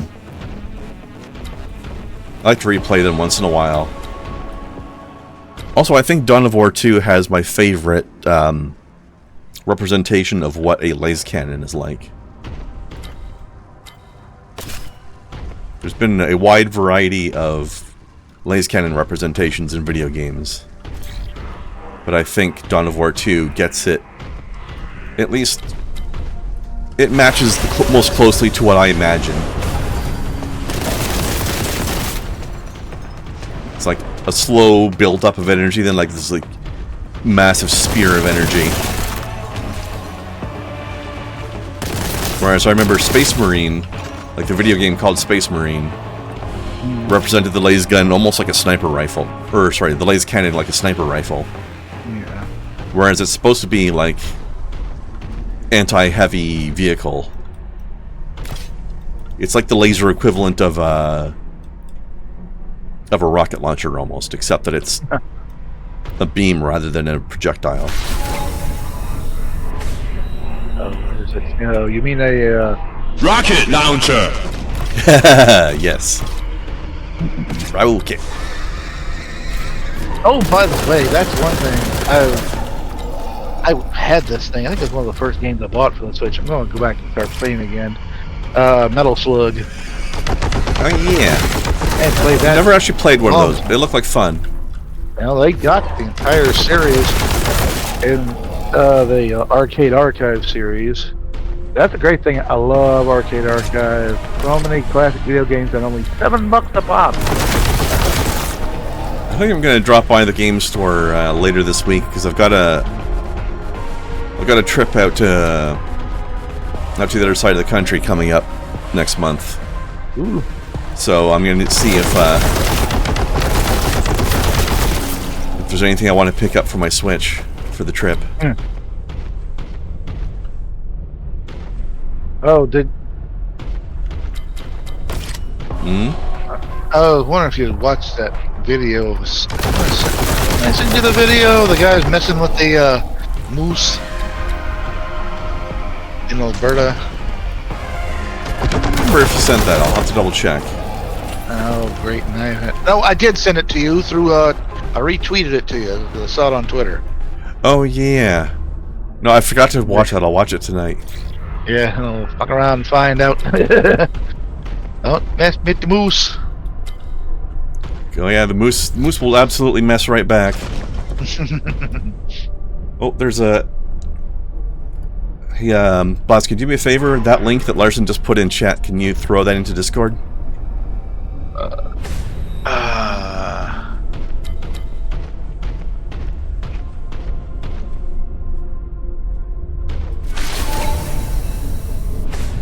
Put it in links. Right, yeah. Perfect. What the hell? Ah! Nice.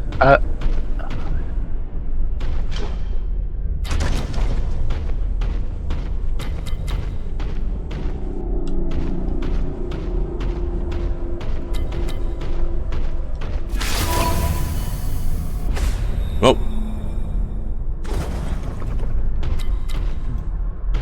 I got weird. Yeah. Oh, look at that. I like upside down doors all over the place. Huh? one of the comments for it says, Corn, a psyker wishes to serve me. Okay, just this one. Just do it over there. Okay, just this once. I'm actually impressed. Although it would be cool to see some like weird custom like bloodomancy spells or something. With their filthy sorcery and all. Actually, Elden Ring had some pretty cool blood magic.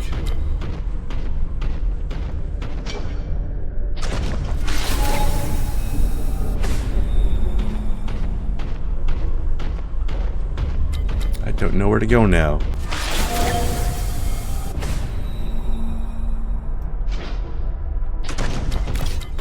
This is new, I think. Only because there's pickups I hadn't had yet. Yeah. Oh, I got a weather text. Yeah, so today's... Yeah, we had a bunch of rain today. I don't think anybody got to see the eclipse where I was. I know some people were trying to look at it here when I went out to the grocery store, but... Somebody said, today's clouds prevented us from seeing the eclipse, but we'll be in the path of totality in 2045. Have to hold on to that. God damn it. I'm so lost. Where I go? You know what? I want to see if I can get into this one. Whee!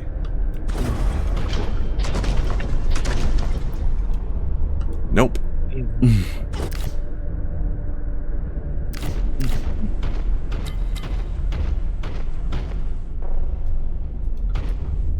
Was it you that put me on to King Cobra, or that's somebody else? Yeah, it might have been me that mentioned him at least, yeah. I saw some kind of thing about him recently. After his, Yeah. oh my god, his girlfriend, for lack of a better term. Yeah, that's caused news about him to escalate a bit lately. Yeah, she more psychotic than he is. Well, apparently, he's getting evicted. Again.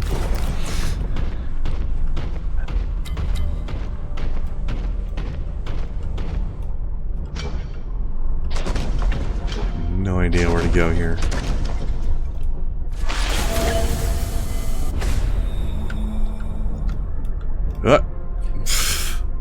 Well.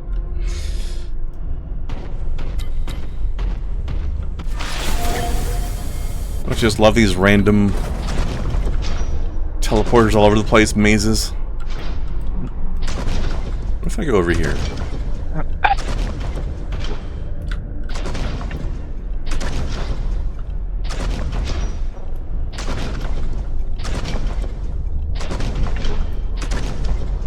Let's try this again. Oh, got in. Does it matter, though? That's the question. Does not seem to have mattered.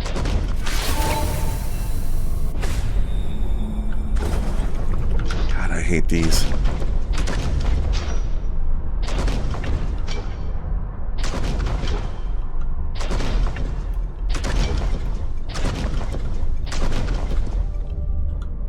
I don't know if anybody had some information they could find about getting out of this room. Is there any information on what stage I'm at?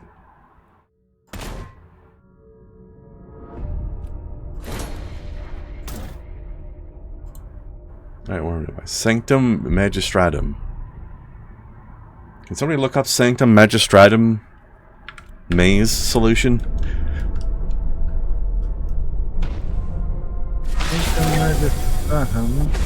Whoa. Stuck on Sanctum Magistratum. Yeah, there you go. Let's see. All the red circle, cross symbols, and blood, there are specific portals with them above them. The sideways portals you have to go through. Yeah, I just did one of those.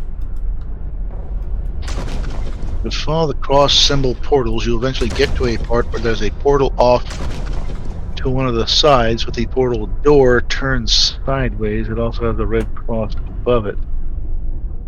Okay, I'll look for that.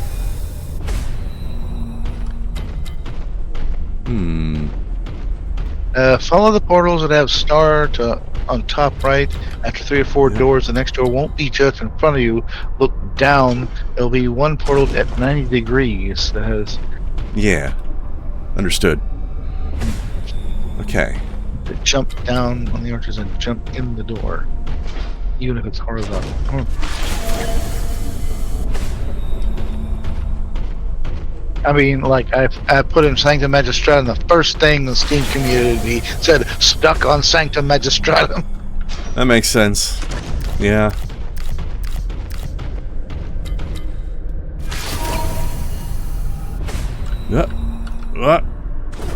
Okay.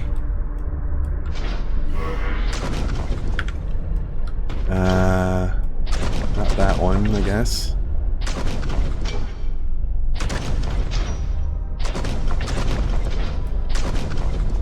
Oh, this one? Okay.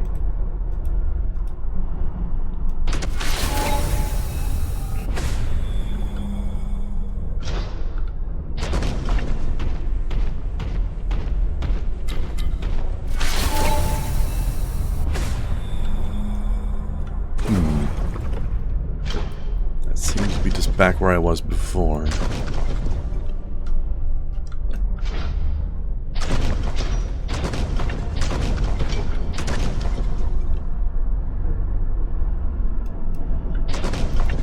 Maybe the one that's upper left was the mistake? Because that one's got the symbol, but it's on the left instead of the right. So maybe that's the problem. Oh, there's one.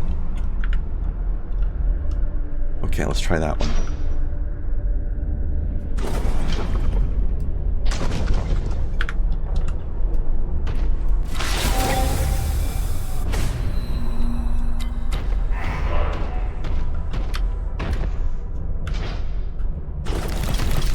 does appear to be new. There were some armor pickups I hadn't had yet. Whoops. Run. Okay. Aha! Success. Thank you, sir. Yep. We did it. Team effort.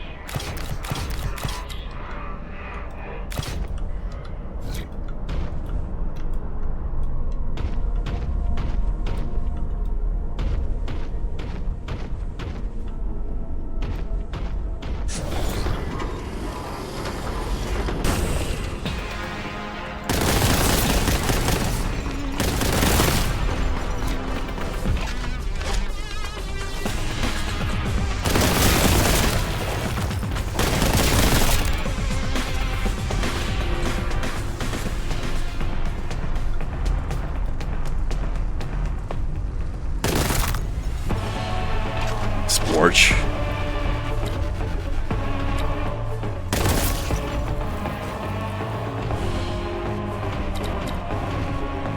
This is definitely a very Tzeentch kind of place. I wonder if they're going to give us all the Chaos Gods in this. Because we started off with Nurgle stuff. Now it's been mostly Tzeentch stuff. Wonder if they're going to have any Noise Marines. That was something else Dawn of War 2 did really well. The Noise Marines were pretty cool. Yeah.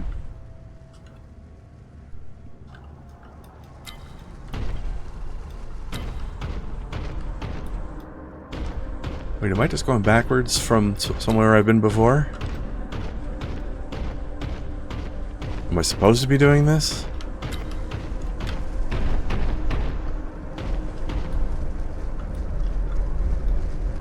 Oh no, this is where I just came in now, isn't it?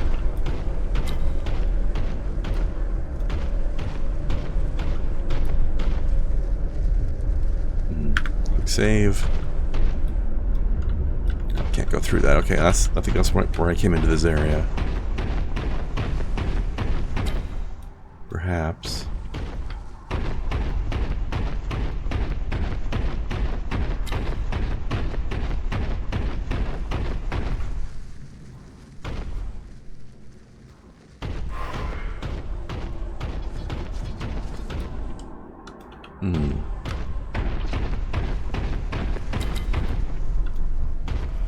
Excuse me, what the bloody hell is going on in here?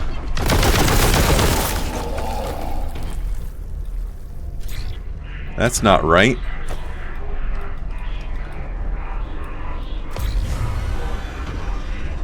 Yeah. I got a full-on sorcerer now.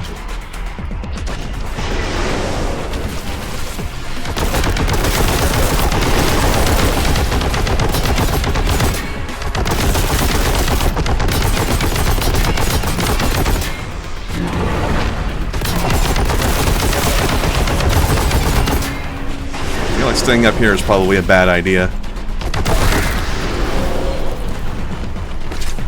Should probably not be standing relatively still inside of the sorcerer's line of sight for that long.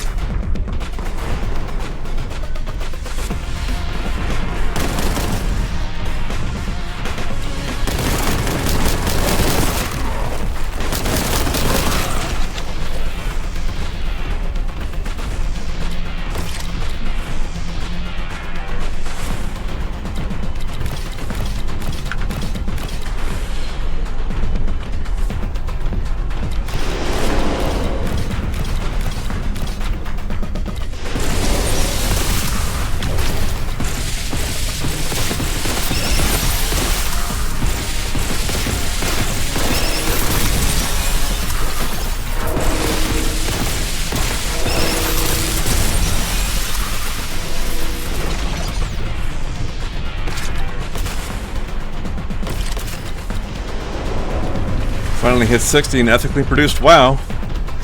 Nice. Or ethically sourced, at least. That's the max in that one, right?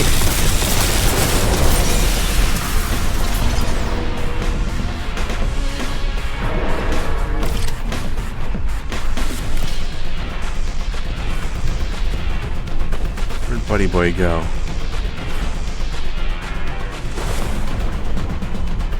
What class are you playing again, Larson?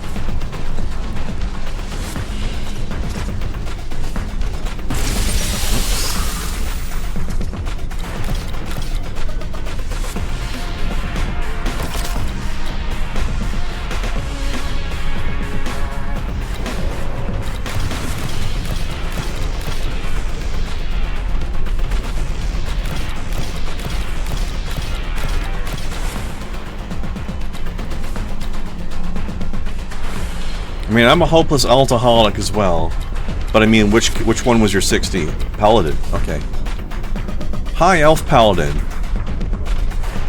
Are they still at the point of the story where the High Elf Paladins are very bad people?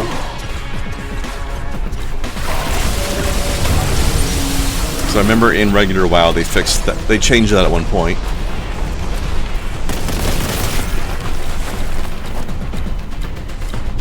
They wanted everybody to be a good guy.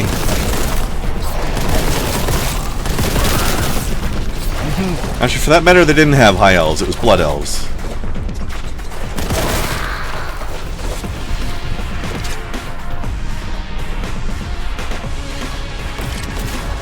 Although blood elves are high elves.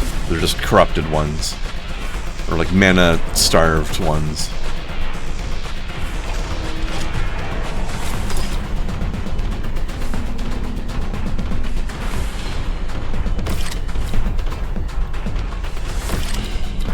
But they're treated as a different race in the game. In the sense that you can play a Blood Elf, but you can't play a High Elf in regular WoW.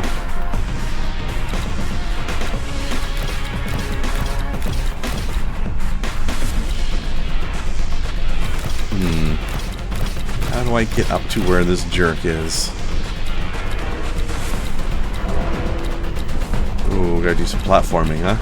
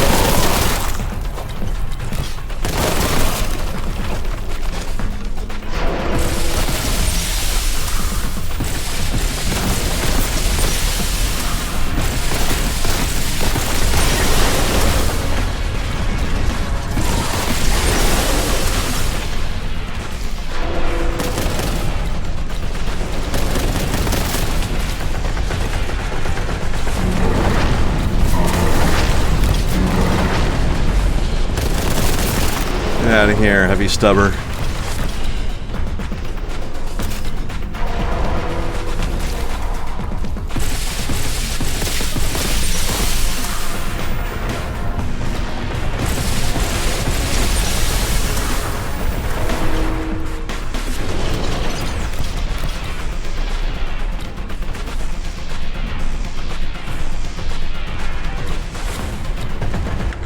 One moment.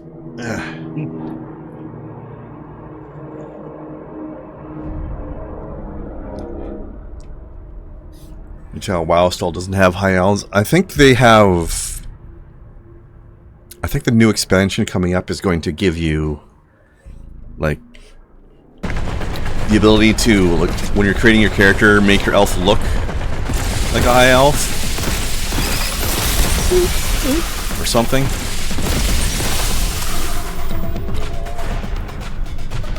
I know they're going to have, like, some sort of way that you can make an undead character who is a Dark Ranger.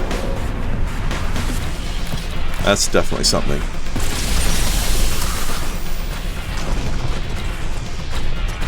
They are doing a lot of fucking around with race options, which is kind of neat. But I don't think High Elves are going to be an actual race selector in the menu. So you'll be technically a different race, statistically speaking. You can just look like a High Elf.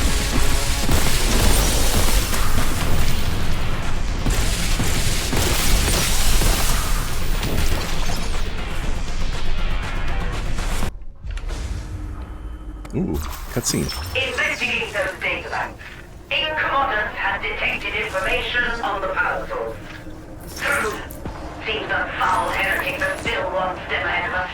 These files have their clumsy marks all over them. The fragments inside some kind of vault. You'll have to move quickly if you're to get there before that infernal sorcerer. Sorcerer.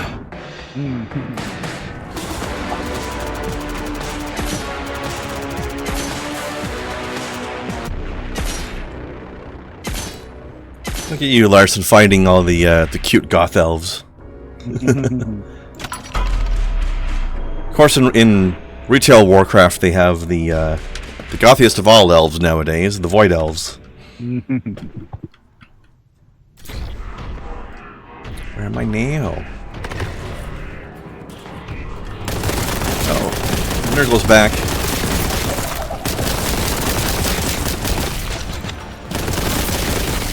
These toes really take a lot of damage to kill, but that's Nurgle for you.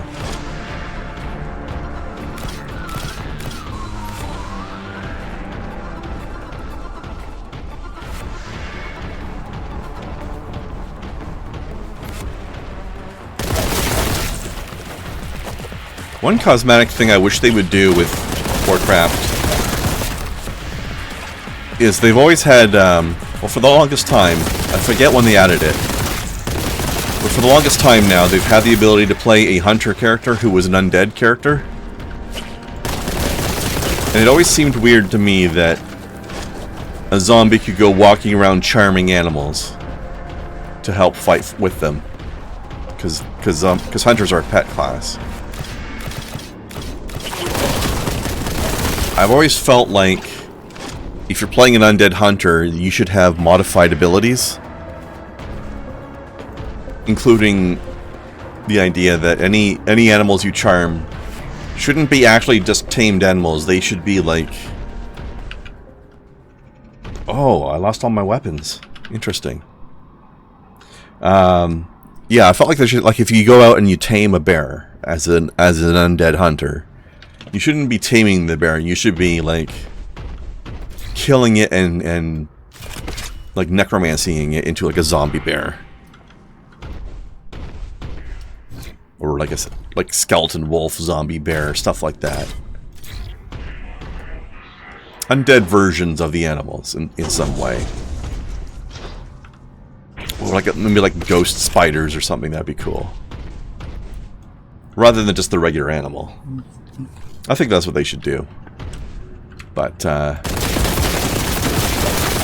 they've even partially done something a little bit similar in the sense that there are some beasts in the game that are considered to be robot beasts. Like they're like robotic wolves or whatever. And while they're considered to be beasts as their creature type, hunters can't tame them because they're actually robots. But they recently, well, I say recently, I mean the last couple of years or so, they put in a thing where gnomish hunters, because gnomes could never be hunters until a couple of expansions ago. But they put in the ability for gnome hunters to tame mechanical pets, being the little inventors that they are. So if gnomes can have mechanical pets, why can't undead have zombie pets? You know? That would take extra work, and that's why they're not doing it. Because extra work for their team means extra money. I think it would be nice. I've always liked the idea, like there's something they used to do back in the day Actually, Larson, you Yeah. can tell me if ethically sourced WoW does this. Because I know original WoW did this, where the priest class specifically had one spell that was different depending on what race your character was. But for some reason, the priest class was the only one that did it.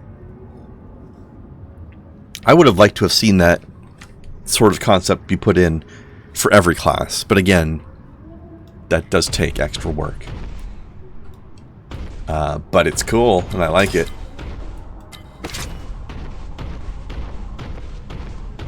And I would especially like to see that for race class combinations that don't really make conventional sense, like tank characters that are gnomes or something like that.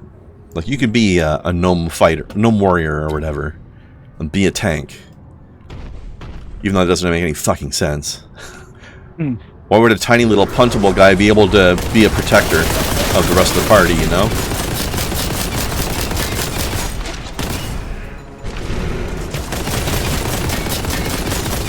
Like somebody's got to protect the other gnomes in their own societies and whatnot, but I don't know. A gnome being able to take hits to protect a Tauren doesn't make much sense to me. But, you know, game balance and whatnot. Plus, some people enjoy it specifically because it's silly, and all MMOs do that. Final Fantasy XIV does the same thing. They have a race that's essentially the equivalent of gnomes or halflings. More like halflings, actually. But the same size, generally. And I've seen people make tiny little axe-wielding tank berserkers out of that tiny little race. It is very silly. What the fuck is that? Bloat drone? What the hell is a bloat drone? That thing weirded me out so bad I shot my own servo skull. It's a Nurgle corrupted battle drone of some sort, I guess, but I don't recognize what it used to be.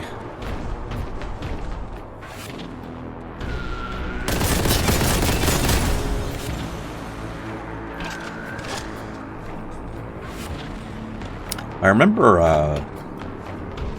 back in the older days of MMOs, when Final Fantasy XI was a new MMO, they did something a little bit more interesting with the races in that it modified your stats more. So if you were playing like the little tiny guy race as a monk, or like the big huge brawny race as a monk, I believe like your attack speed was noticeably different between the two. Like the big race would hit harder per shot, but the little tiny guy would throw punches more rapidly and dodge better. That sort of thing.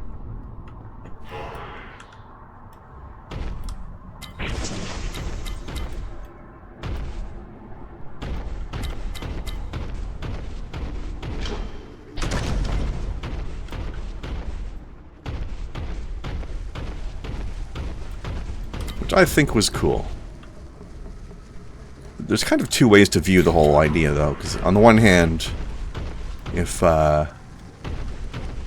everybody has pretty much the same stats, then you can enjoy the same experience no matter what race you are, and your race is really just a cosmetic choice. You don't have to worry about the fact that you're not going to hit as hard. But I like the idea that they're not all the same. Like, maybe in the end, it's roughly equivalent. Like, if you're playing the little guy and you're hitting, like you're not missing as often with your attacks and you're attacking faster, then even though you're not doing as much damage per hit, because you're throwing out attacks faster and you're not missing as often because your accuracy is better, you're probably going to have the same amount of damage output over time. Like, your DPS is probably going to come out similar, but it'll feel different, and that's what I like. I like being able to have a different experience even as the same class, you know? Although WoW does that in a different way, where you can have different specializations for your class. So you might have two different people playing a monk, but there's two different kinds, or there's three different kinds of monk to play as. Your race isn't really affecting it, but actually, monks are one of the rare classes in WoW that can be all three of the different classic MMO roles. They can be DPS, they can be healer, and they can be tank. In fact, they're one of the most amusing kinds of tanks because monk tanks tank by being drunk. That specialty is called Brewmaster, and they are basically it's basically drunken kung fu.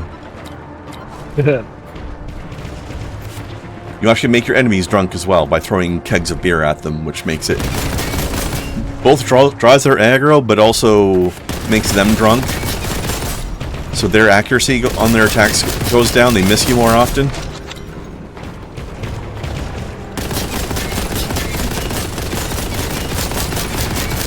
And even though your character might not have as much armor value as other tanks because you wear leather armor instead of plate mail, part of your tanking comes from the fact that you don't feel pain. So they have a game mechanic in there called Stagger, which is not what it sounds like. It's not you stumbling around drunk. It's staggering out your damage. So whenever you take damage, 40% of the damage you take, instead of taking it immediately, becomes damage over time. Which gives your healer more time to heal that damage. Plus, you also have abilities that can take the amount of damage over time that you have still pending and just erase it.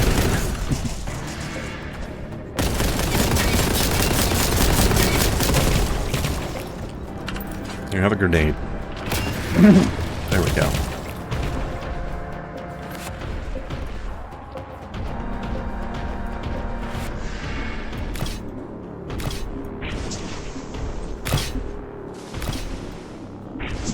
And then you've got Druid, which is the other class that can be, or one of the other two classes that can be every role in the game. Druids can become tanks by shapeshifting into a bear and being a tank that way. But, you know, without the romance cutscenes, though. Yeah, I was about to say. Make that bear druids are definitely become bear infamous. on elf action. Yeah. It was Elf, wasn't it? Yeah, because it was Austerion in that trailer. Or at the one GDC or whatever it was. I think they were showing everybody there laughing. Everybody pointing and laughing. It's like, really? This is what you're using to sell your game? Yeah. I mean, it was partially, I believe they presented 2 or 3 options. Yeah. And they asked people what one they wanted to see. And some people from the audience were yelling for the bear one. But also they wanted to show off how weird and crazy some of the cutscenes could get. Oh, some of them were rolling. It was like, let's see, how about gameplay, you know? Is it gonna be good or is it gonna suck? The gameplay is awesome, that's what. Well, see, there. Show us that. Show us the awesome gameplay. I think they did. Oh, good. You act like the bear was the only thing they showed. Yeah, well, from what I saw just on social media, everybody there was acting like the bear was the only thing they showed. I mean, it was certainly the most important thing.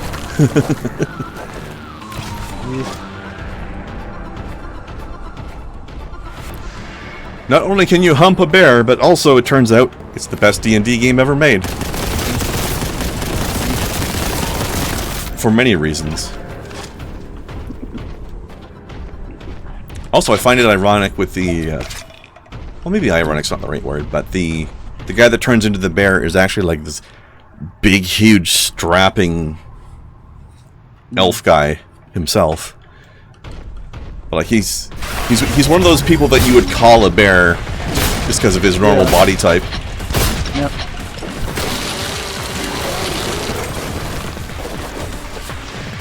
So it's funny that turning into a bear, an actual bear, is his favorite wild shape.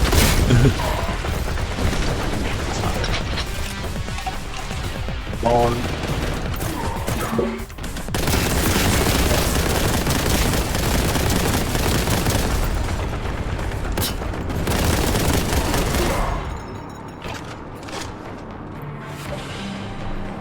Yeah, I think the Healing Monk was the first healer I ever played in WoW. It was pretty neat. You also do a pretty good job of making all the classes feel different. Like, out of all the different healers you can play, they all feel different. Somebody posted this on social media, and I don't know if they're being serious or not, but somebody showed the new neighbor had on the flagpole was a horde flag. Yeah, I saw that. I said, my neighbor put up this new flag. What does it mean? It said, it means watch your ass, Alliance scum. Yes. For the Horde. Yep. That was one of my favorite things in the webcomic questionable content. Yeah. Two of the characters, Dale and Marigold, of course, they're a couple now, but in initial means, Dale was doing pizza delivery and delivered to Marigold. He was wearing a WoW t-shirt. Oh, you play? What server and this and that. I play like a human rogue or some kind of thing. And she immediately snatches the pizza away, throws the money in his face. No, tip the Alliance scum, and slams the door in his face. Yeah, she seems like somebody who'd be a Horde player. I think her character's Torin. Yeah, I could see that. But yeah, that's. I don't remember the Dale character though. I might have stopped reading before he got introduced. Yeah. Or I just don't remember names. One or the other. Tall, black guy, glasses. Yeah, it doesn't ring a bell. No. Yeah, so maybe that was after my time. I'm doing it today. It's funny. Marigold definitely stands out though. Oh yeah, well, I like Marigold. If she wasn't such a cranky person, she'd totally be my type. I definitely go for the nerds, but she's a bit too antisocial and mean for me. It definitely helped her grow out of that. It helped her friends help grow out of that. Now she's friends with everybody. Of course, her little AI Momo has definitely helped her with that. That's the thing. Momo has evolved as well. She's gotten like she don't look like the little schoolgirl doll thing she had. She's got a different body now. That's probably for the best. Yeah. In fact, I think of all the AIs that have been there, Dracember, you say? None of them have the same arrangement. Even Pint Size has a different body now. Oh yeah? Oh yeah. Is he ironically huge now? No, he looks about like maybe like a teen-size human. Oh, weird. Well, bigger than he used to be, at least, anyway. He's growing up. He's not the little round head, square body that he... Our little guy is growing up. No, good. Well, and physically, anyway. He's still not mentally. He's still fucking pint size. For what he did, some kind of... In fact, a recent one, he's still fucking pint size. Ooh.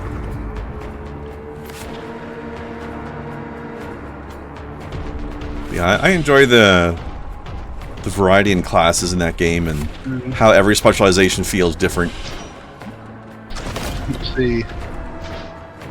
Oh, when they're talking about, alright, Martin's girlfriend Claire is taking a job at this place, Tubetown. It's in Canada.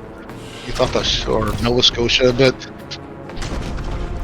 anyways, what the question that said?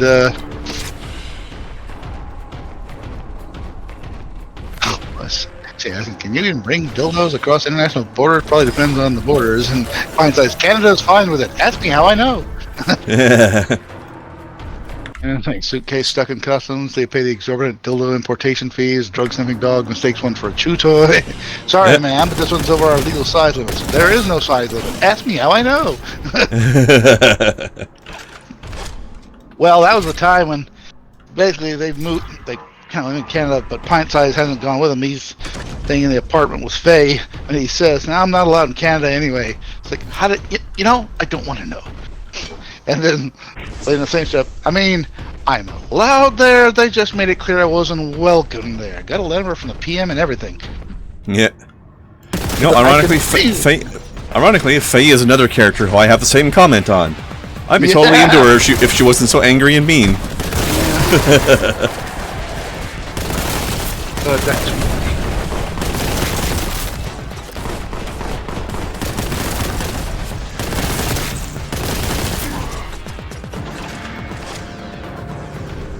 Gotta watch out for these chaos cultists. They're shooting glowing squares at me.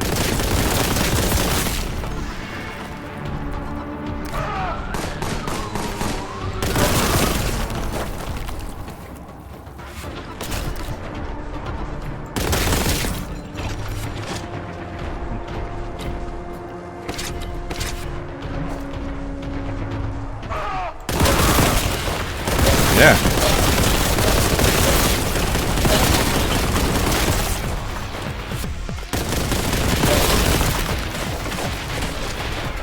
That was more mans than I was expecting. Yep.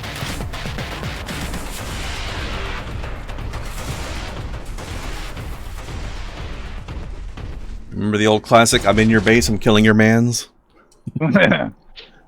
All your base are belong to us. Mm-hmm. There's a classic one. What you say? All your base are belong to us. Yeah, I know. That was just the response to that from the... Yeah.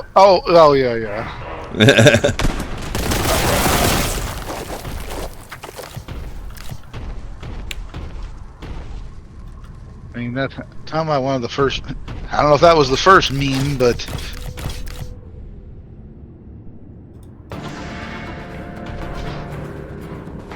It was definitely one of the early ones. Yeah. Yeah. Sweaty.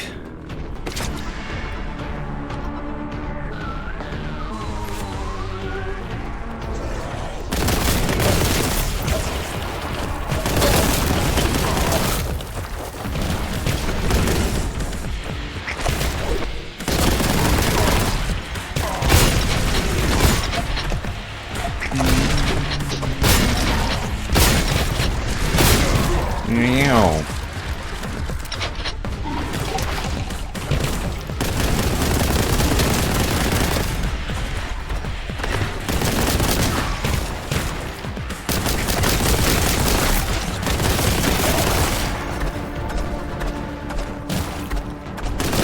Right here, sucker. Ow.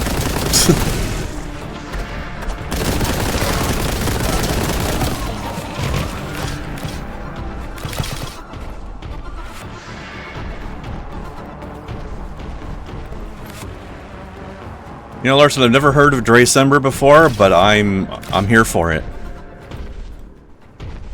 Draenei are definitely the sexiest WoW people. Give me all the space goats. Yeah. Cute. Yes, they are. That was when I That played. in, that in gnomes. That was one of my first ones. When I played WoW, that was one of the first characters I created. Yeah. Shaman. Speaking of racial differences between classes, that's one thing that was cool that Shaman did, is every race had different looking totems depending on what race of Shaman you were. And the Draenei had one of the cooler ones.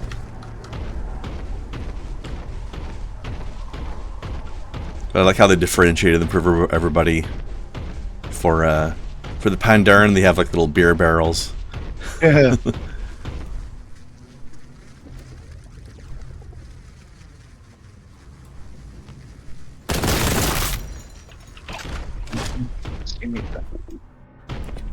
Short story they had to explain Draenei Shamans was really good.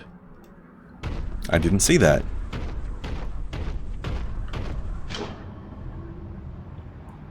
Oof.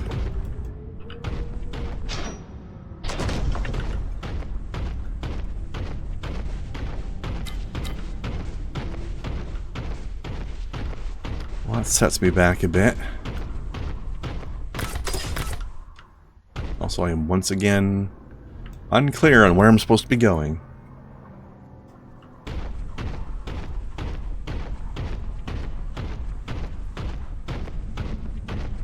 Yeah, they had a quest line regarding Draenei Shamans, if I remember correctly, in the game. But it didn't go into as much detail, probably.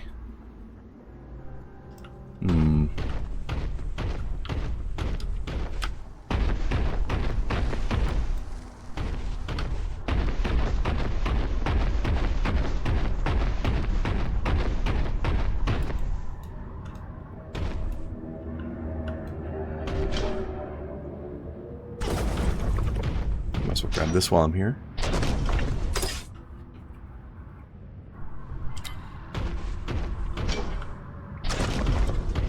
Also, I like all the racial variation options they put into the game, like the Dark Iron Dwarves and Kaltiran humans. Some pretty cool looking options in there. In fact, Blast, they even put Kai in the game. You can play little fox people. Wait, am I back again? Oh my god.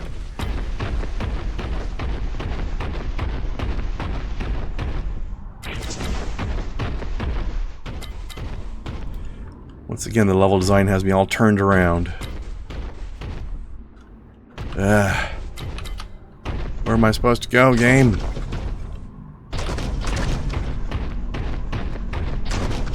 I know I fell off of something, but still.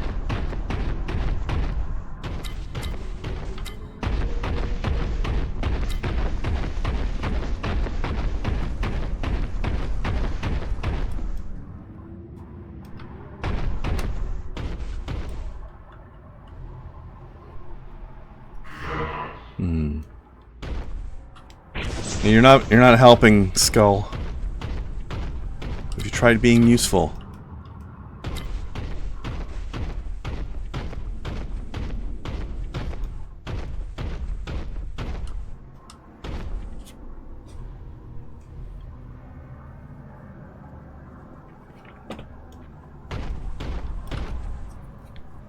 Actually, I believe they have... I don't know what kind of variation they have for female Kaltirans. I know the default Kaltiran female character is a lot bigger.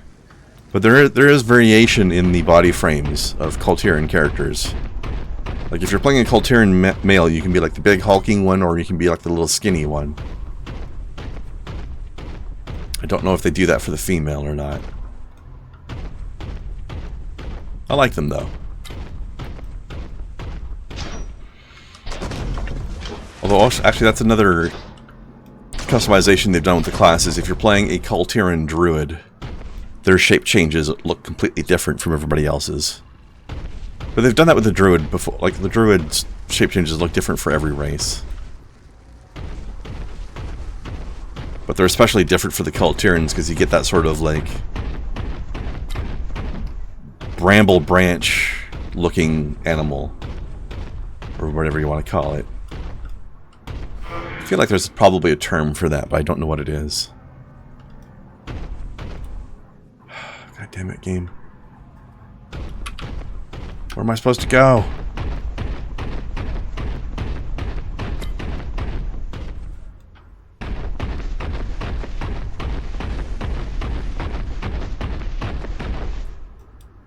No, I came from that way. I think I already opened that earlier.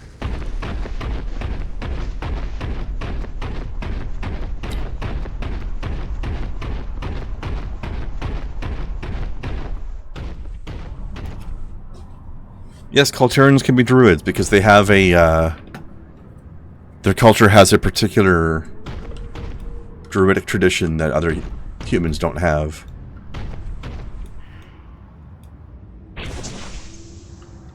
They're the only humans that are allowed to be druids, though. It's a sort of like a thorn beast style.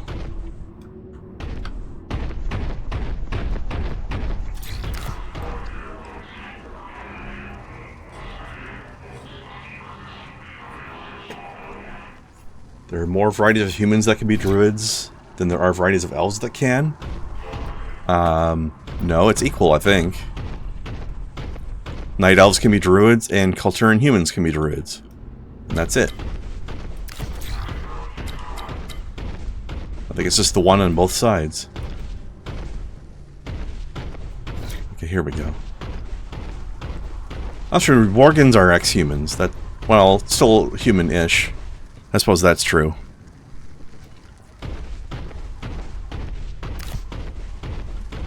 But they learned it from the Night Elves, so...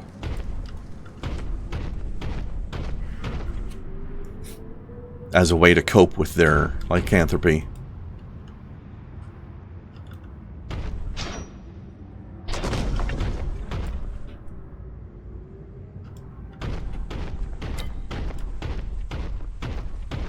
It is maybe a little weird that there isn't a second type of elf that can be druids, I suppose. Then again, blood elves are more associated with arcane magic.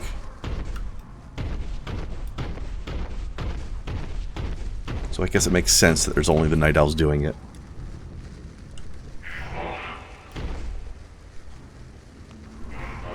You have harvest witches before they make contact with the Nelves? Did they? I don't remember. But harvest witches is more or less how the Kultirans do druidism. Alright, here we go. I finally found the right way to go. Or did I? Nope. This is just... Wait, this isn't a new... Is this a new place? I think it might be. So much stuff looks the same. Anyway, I quite like the Kultiran druids. They look very cool.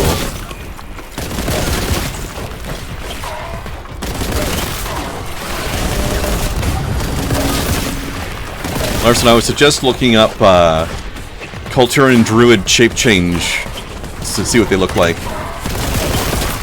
They are neato.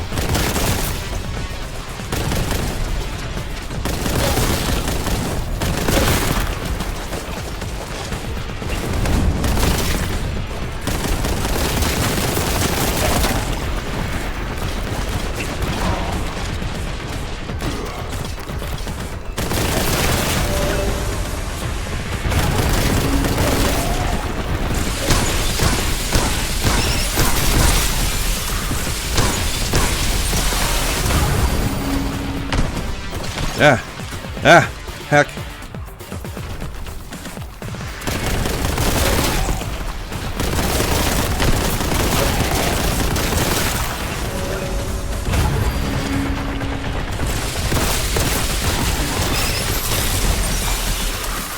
I'm stuck.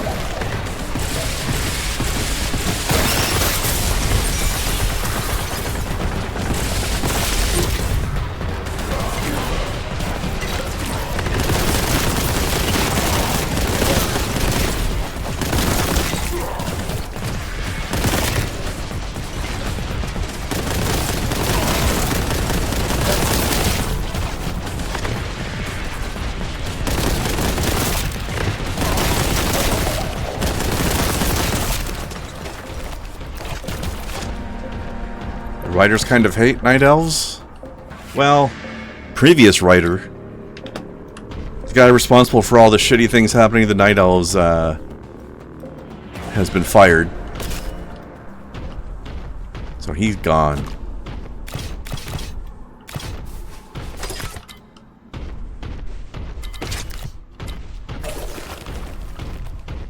In fact, most of the last expansion was basically them trying to clean up his mess.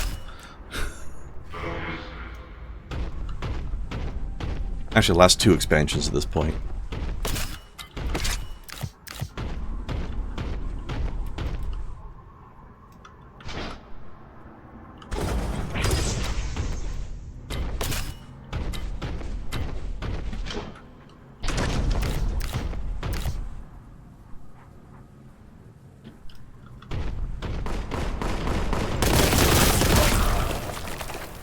I think that guy just damaged the other one.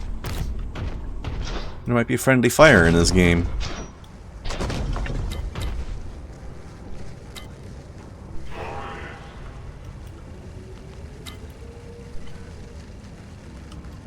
for when Varian had to teach Tyrande the concept of an ambush? I don't, actually, but I believe you. I just don't remember it. What expansion was that one in?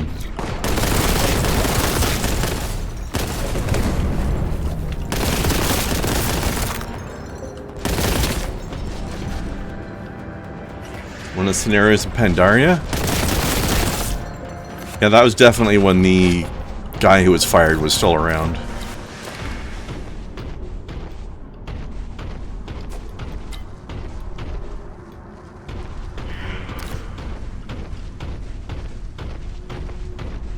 But rest assured, he's history now.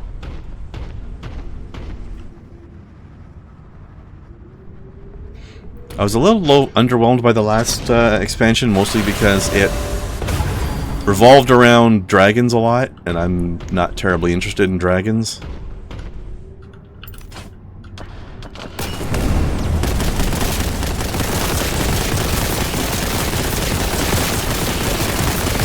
But a lot of people think dragons are very cool, so I got to have fun with that.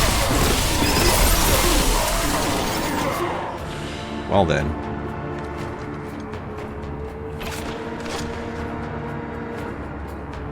I quite liked Pandaria in general. It was pretty neat. Other than a few story problems, perhaps. Very pretty land. Plus, hey, they got to take what used to be a April Fool's joke from Warcraft 3 and turn it into an entire expansion. Yeah.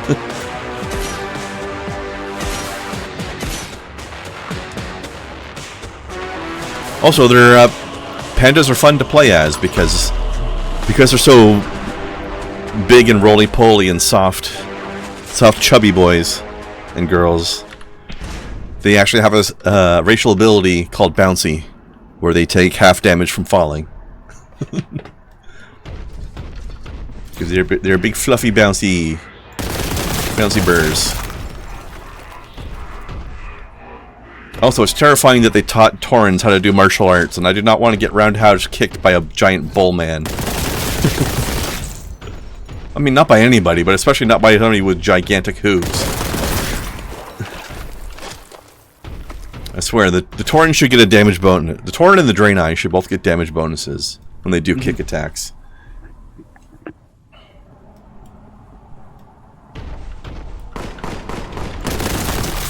Also, I find it weird how so many people hated Cataclysm. I loved Cataclysm. I love it when a game takes established places and does, like, big, weird, apocalyptic changes to the area. Like, oh, here's a zone that has a giant chasm ripped down the middle of it now. Here's a zone that's underwater when it never used to be. Shit like that is cool. Taking something you remember and then re-experiencing it in a new and weird way. I like that. Plus, it gave us Worgen, and that's cool too.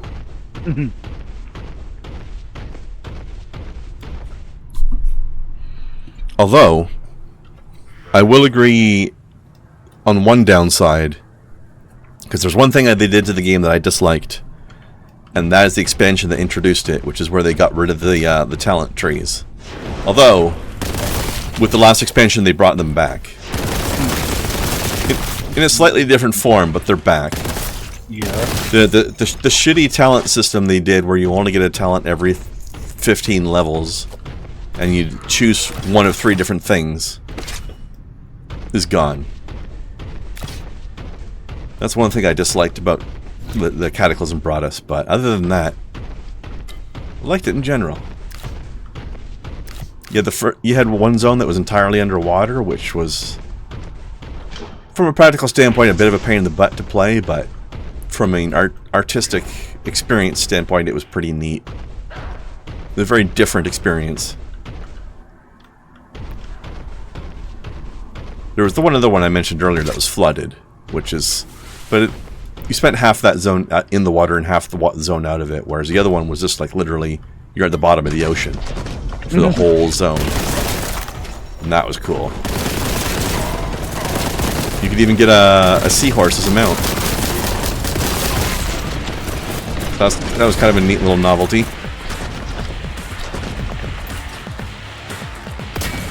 It was the only zone you could use it in, but it was kind of neat.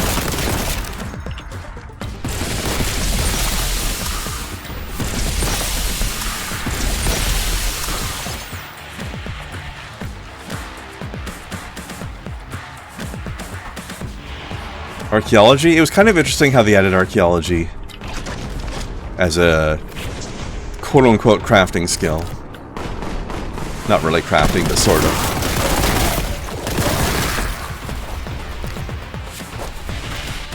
I didn't indulge in it a whole lot, but it was an interesting new thing.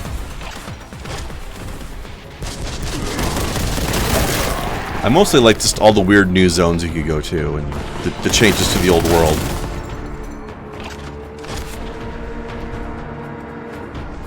I have to say that the desert canyon that got flooded was one of my favorite things about Cataclysm.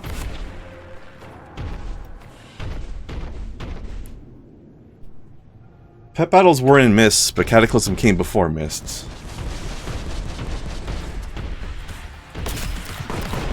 I don't remember which one started the pet battles. But yeah, Pokemon inside of WoW was amusing. Okay, no. I didn't really get into it, but I tried it a little bit, but then I got bored. It was kind of an amusing idea, though. It's just like, hey, look, we're gonna have this other game inside of our game.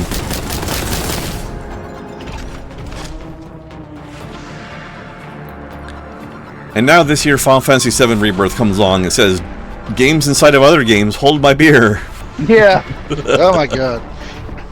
That's not far off from, hell, it reminded me a lot of, the Yakuza games. I mean, you know how many yeah. games inside of games in that thing? Yeah, that's what most people like about it. Like, most people who are really excited about Yakuza games, Yeah. they quote all the side games as the reason why. And that's exactly the reason why I'm not going to play those games. Because I don't care much about that kind of thing. Like, I don't mind a little bit of it. Like, I liked the card game they had in Final Fantasy VII Rebirth. But it was optional. Yeah. I don't like all the mini-games they force you to do. Some of them are okay. Most of your issues with Cataclysm being encapsulated with the character of Feldurin the Lost. Do I remember him? Is he... I'm not sure if I do remember him. No, the guy I'm thinking of was a different expansion. You know, tell me about Feldurin the Lost. I don't remember him.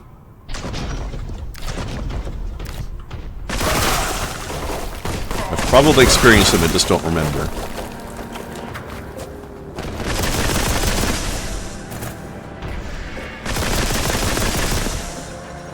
Also, the introduction scenario for the Worgen was really cool.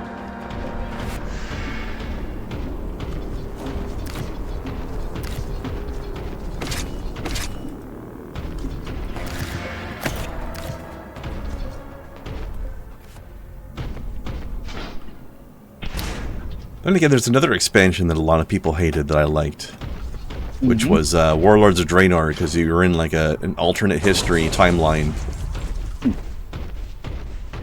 which was a pretty neat idea. Yeah. It's like, in fact, specifically, you were in the same place that the first expansion took place in, but a few decades in the past of an alternate timeline of that place. So it was completely different. And that's pretty cool, in my opinion. Yeah. But they did really butcher the crafting system in that game, in that expansion.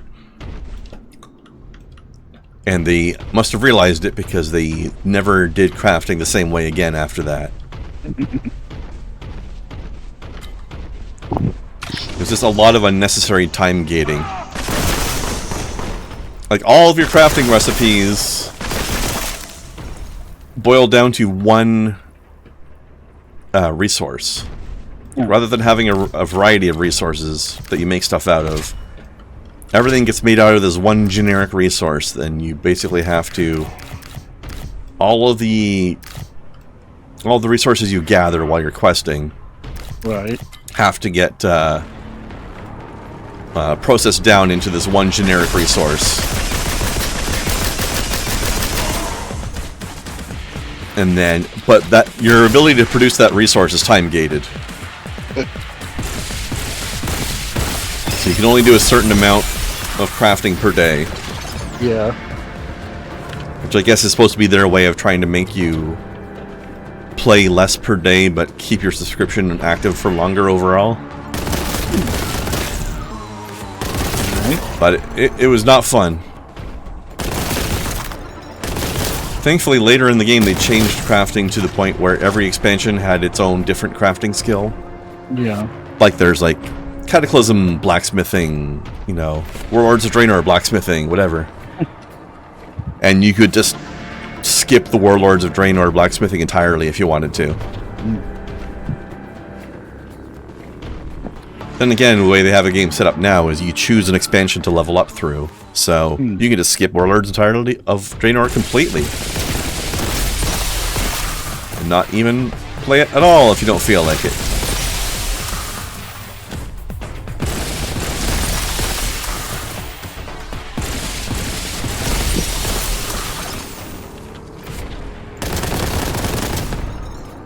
You could be like, hey, I want to level up from level 1 to level 60.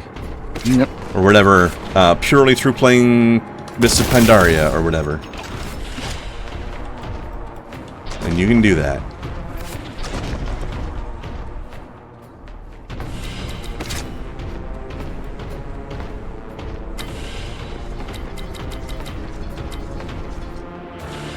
Alright, let's see. Feldrin the Lost in vanilla is a dwarven hermit living in the Badlands.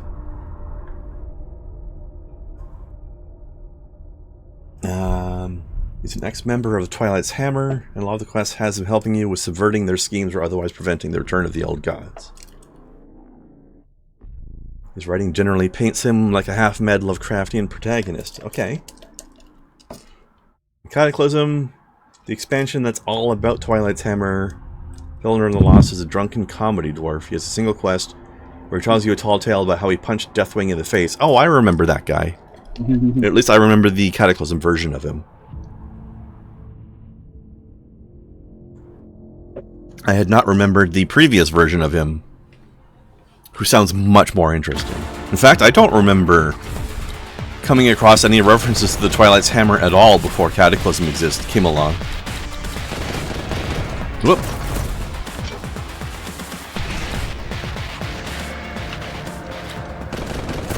But, you know, I've got a bad memory, so I probably experienced him and it just didn't stick out in my mind. Because Twilight's Hammer was not a big part of the story then. One thing I did like was how Cataclysm gave us the story about a red dragon that was protecting a black dragon egg. Because the black dragons were all corrupted. And this was like the first black dragon egg they'd found that wasn't corrupted.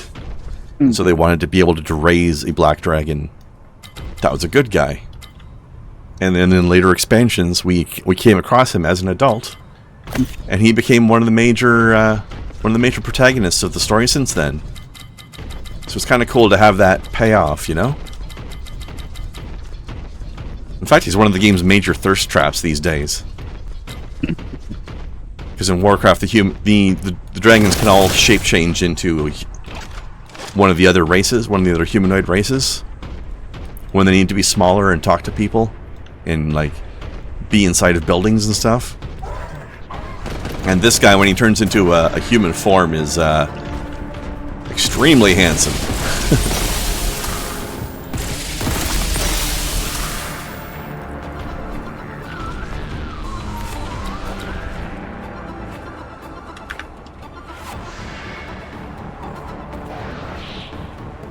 Well, this hammer definitely has a presence, Vanilla. You fight them a bit in Darkshore. Oh yeah, around the giant statue, right?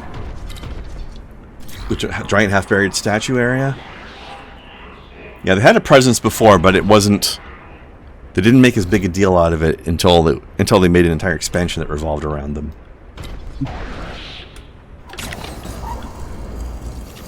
The Master's Glaive. Yeah, I remember that place.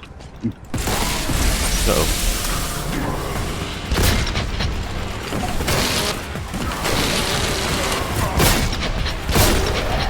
Extended chainsword battle does not work super well. Ah! Are you alive again? Stop aliving, please. Is somebody resurrecting you? What's going on?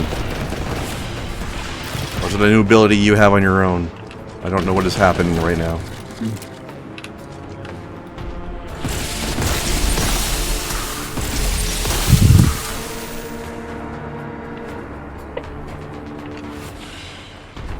But yeah, I definitely remember the Master's Glaive area and the cultists there.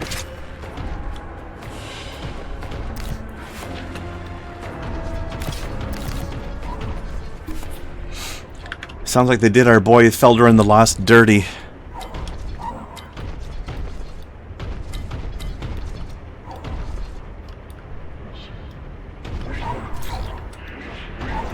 Here's a question for you, Larson. How do you feel about some of the other Easter eggs in the game, like the inclusion of the Lost Dwarves, or sorry, the Lost Vikings as dwarf characters?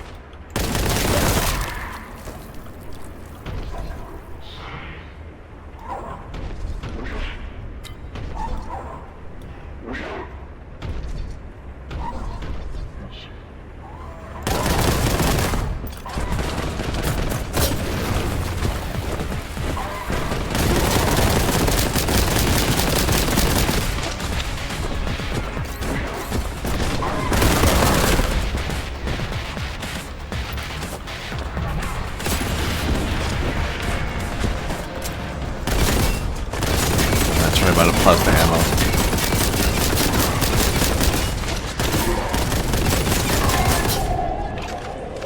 ammo. Ooh, 5 health. Nice. It's a good thing this is here. Bam! 200.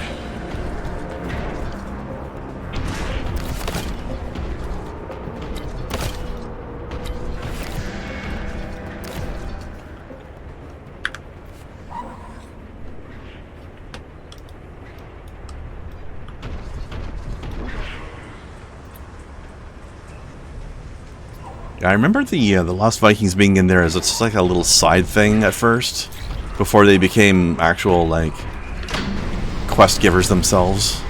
In fact, I remember there was being one quest where you actually had them running around doing quests with you, and you could use some of their signature abilities.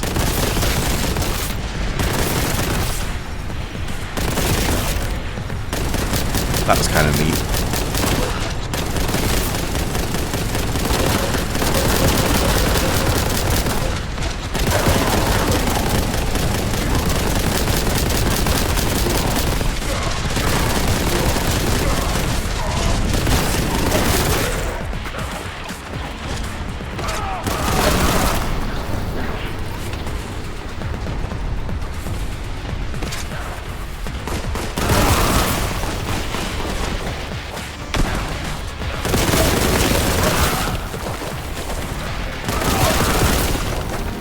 Yeah, I'm glad they brought back the talent tree system in a new way. It's not quite the same as it used to be, but it's way better than it was just before that. It's at least a bit of a compromise. I know they're going to be putting in a new endgame system, or maybe they already have. I forget what they called it, but it's some sort of like hybrid thing where you'd get abilities that were like halfway between one spec and another one.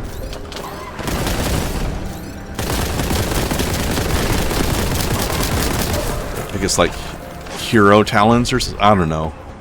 I forget exactly what they called it.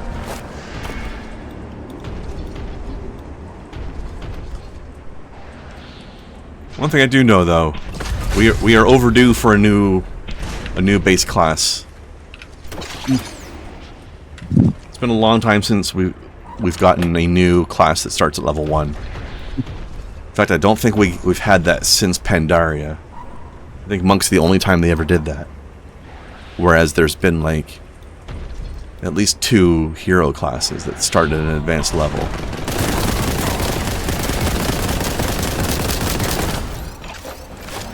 3 now, actually, because Dragonflight just had one.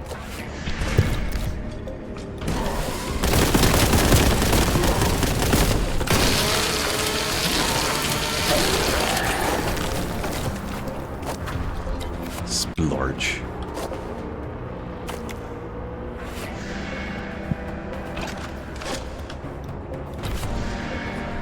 Cross-faction grouping, that's a good idea.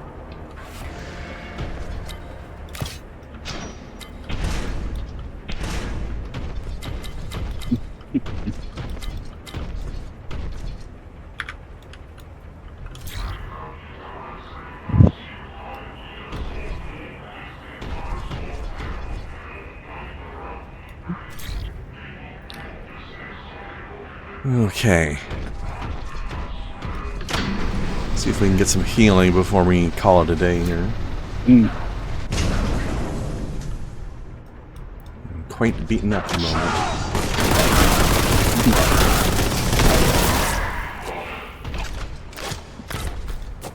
Also, something else they should gotta get rid of in WoW is the ability for people to go and attack, like guards and quest givers from the opposite faction. You should not be able to grief other players by just killing off their towns so people can't get their quests, you know?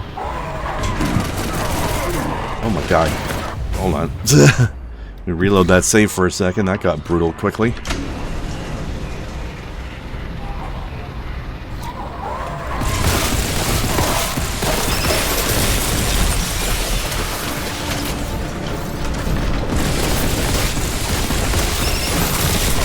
Ow. Heck. Ah.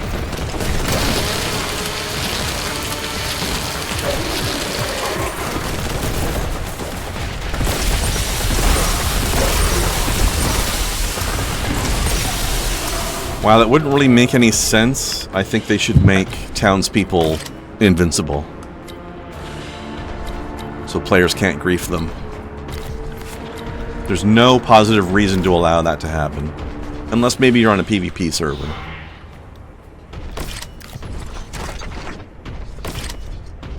But not on PvE servers. Because then on a PvP server, the players could work on defending them or something. I don't know. I don't know the perfect solution overall. I just know that I think it's bullshit.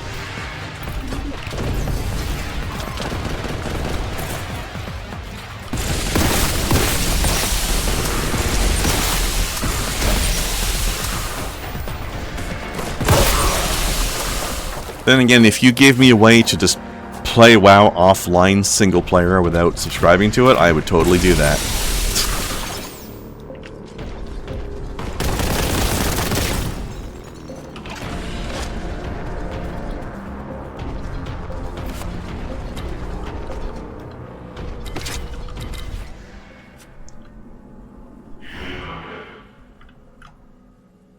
Yeah, killing the auctioneers is one of the most asshole things you can do in the game. Fuck anybody who does that.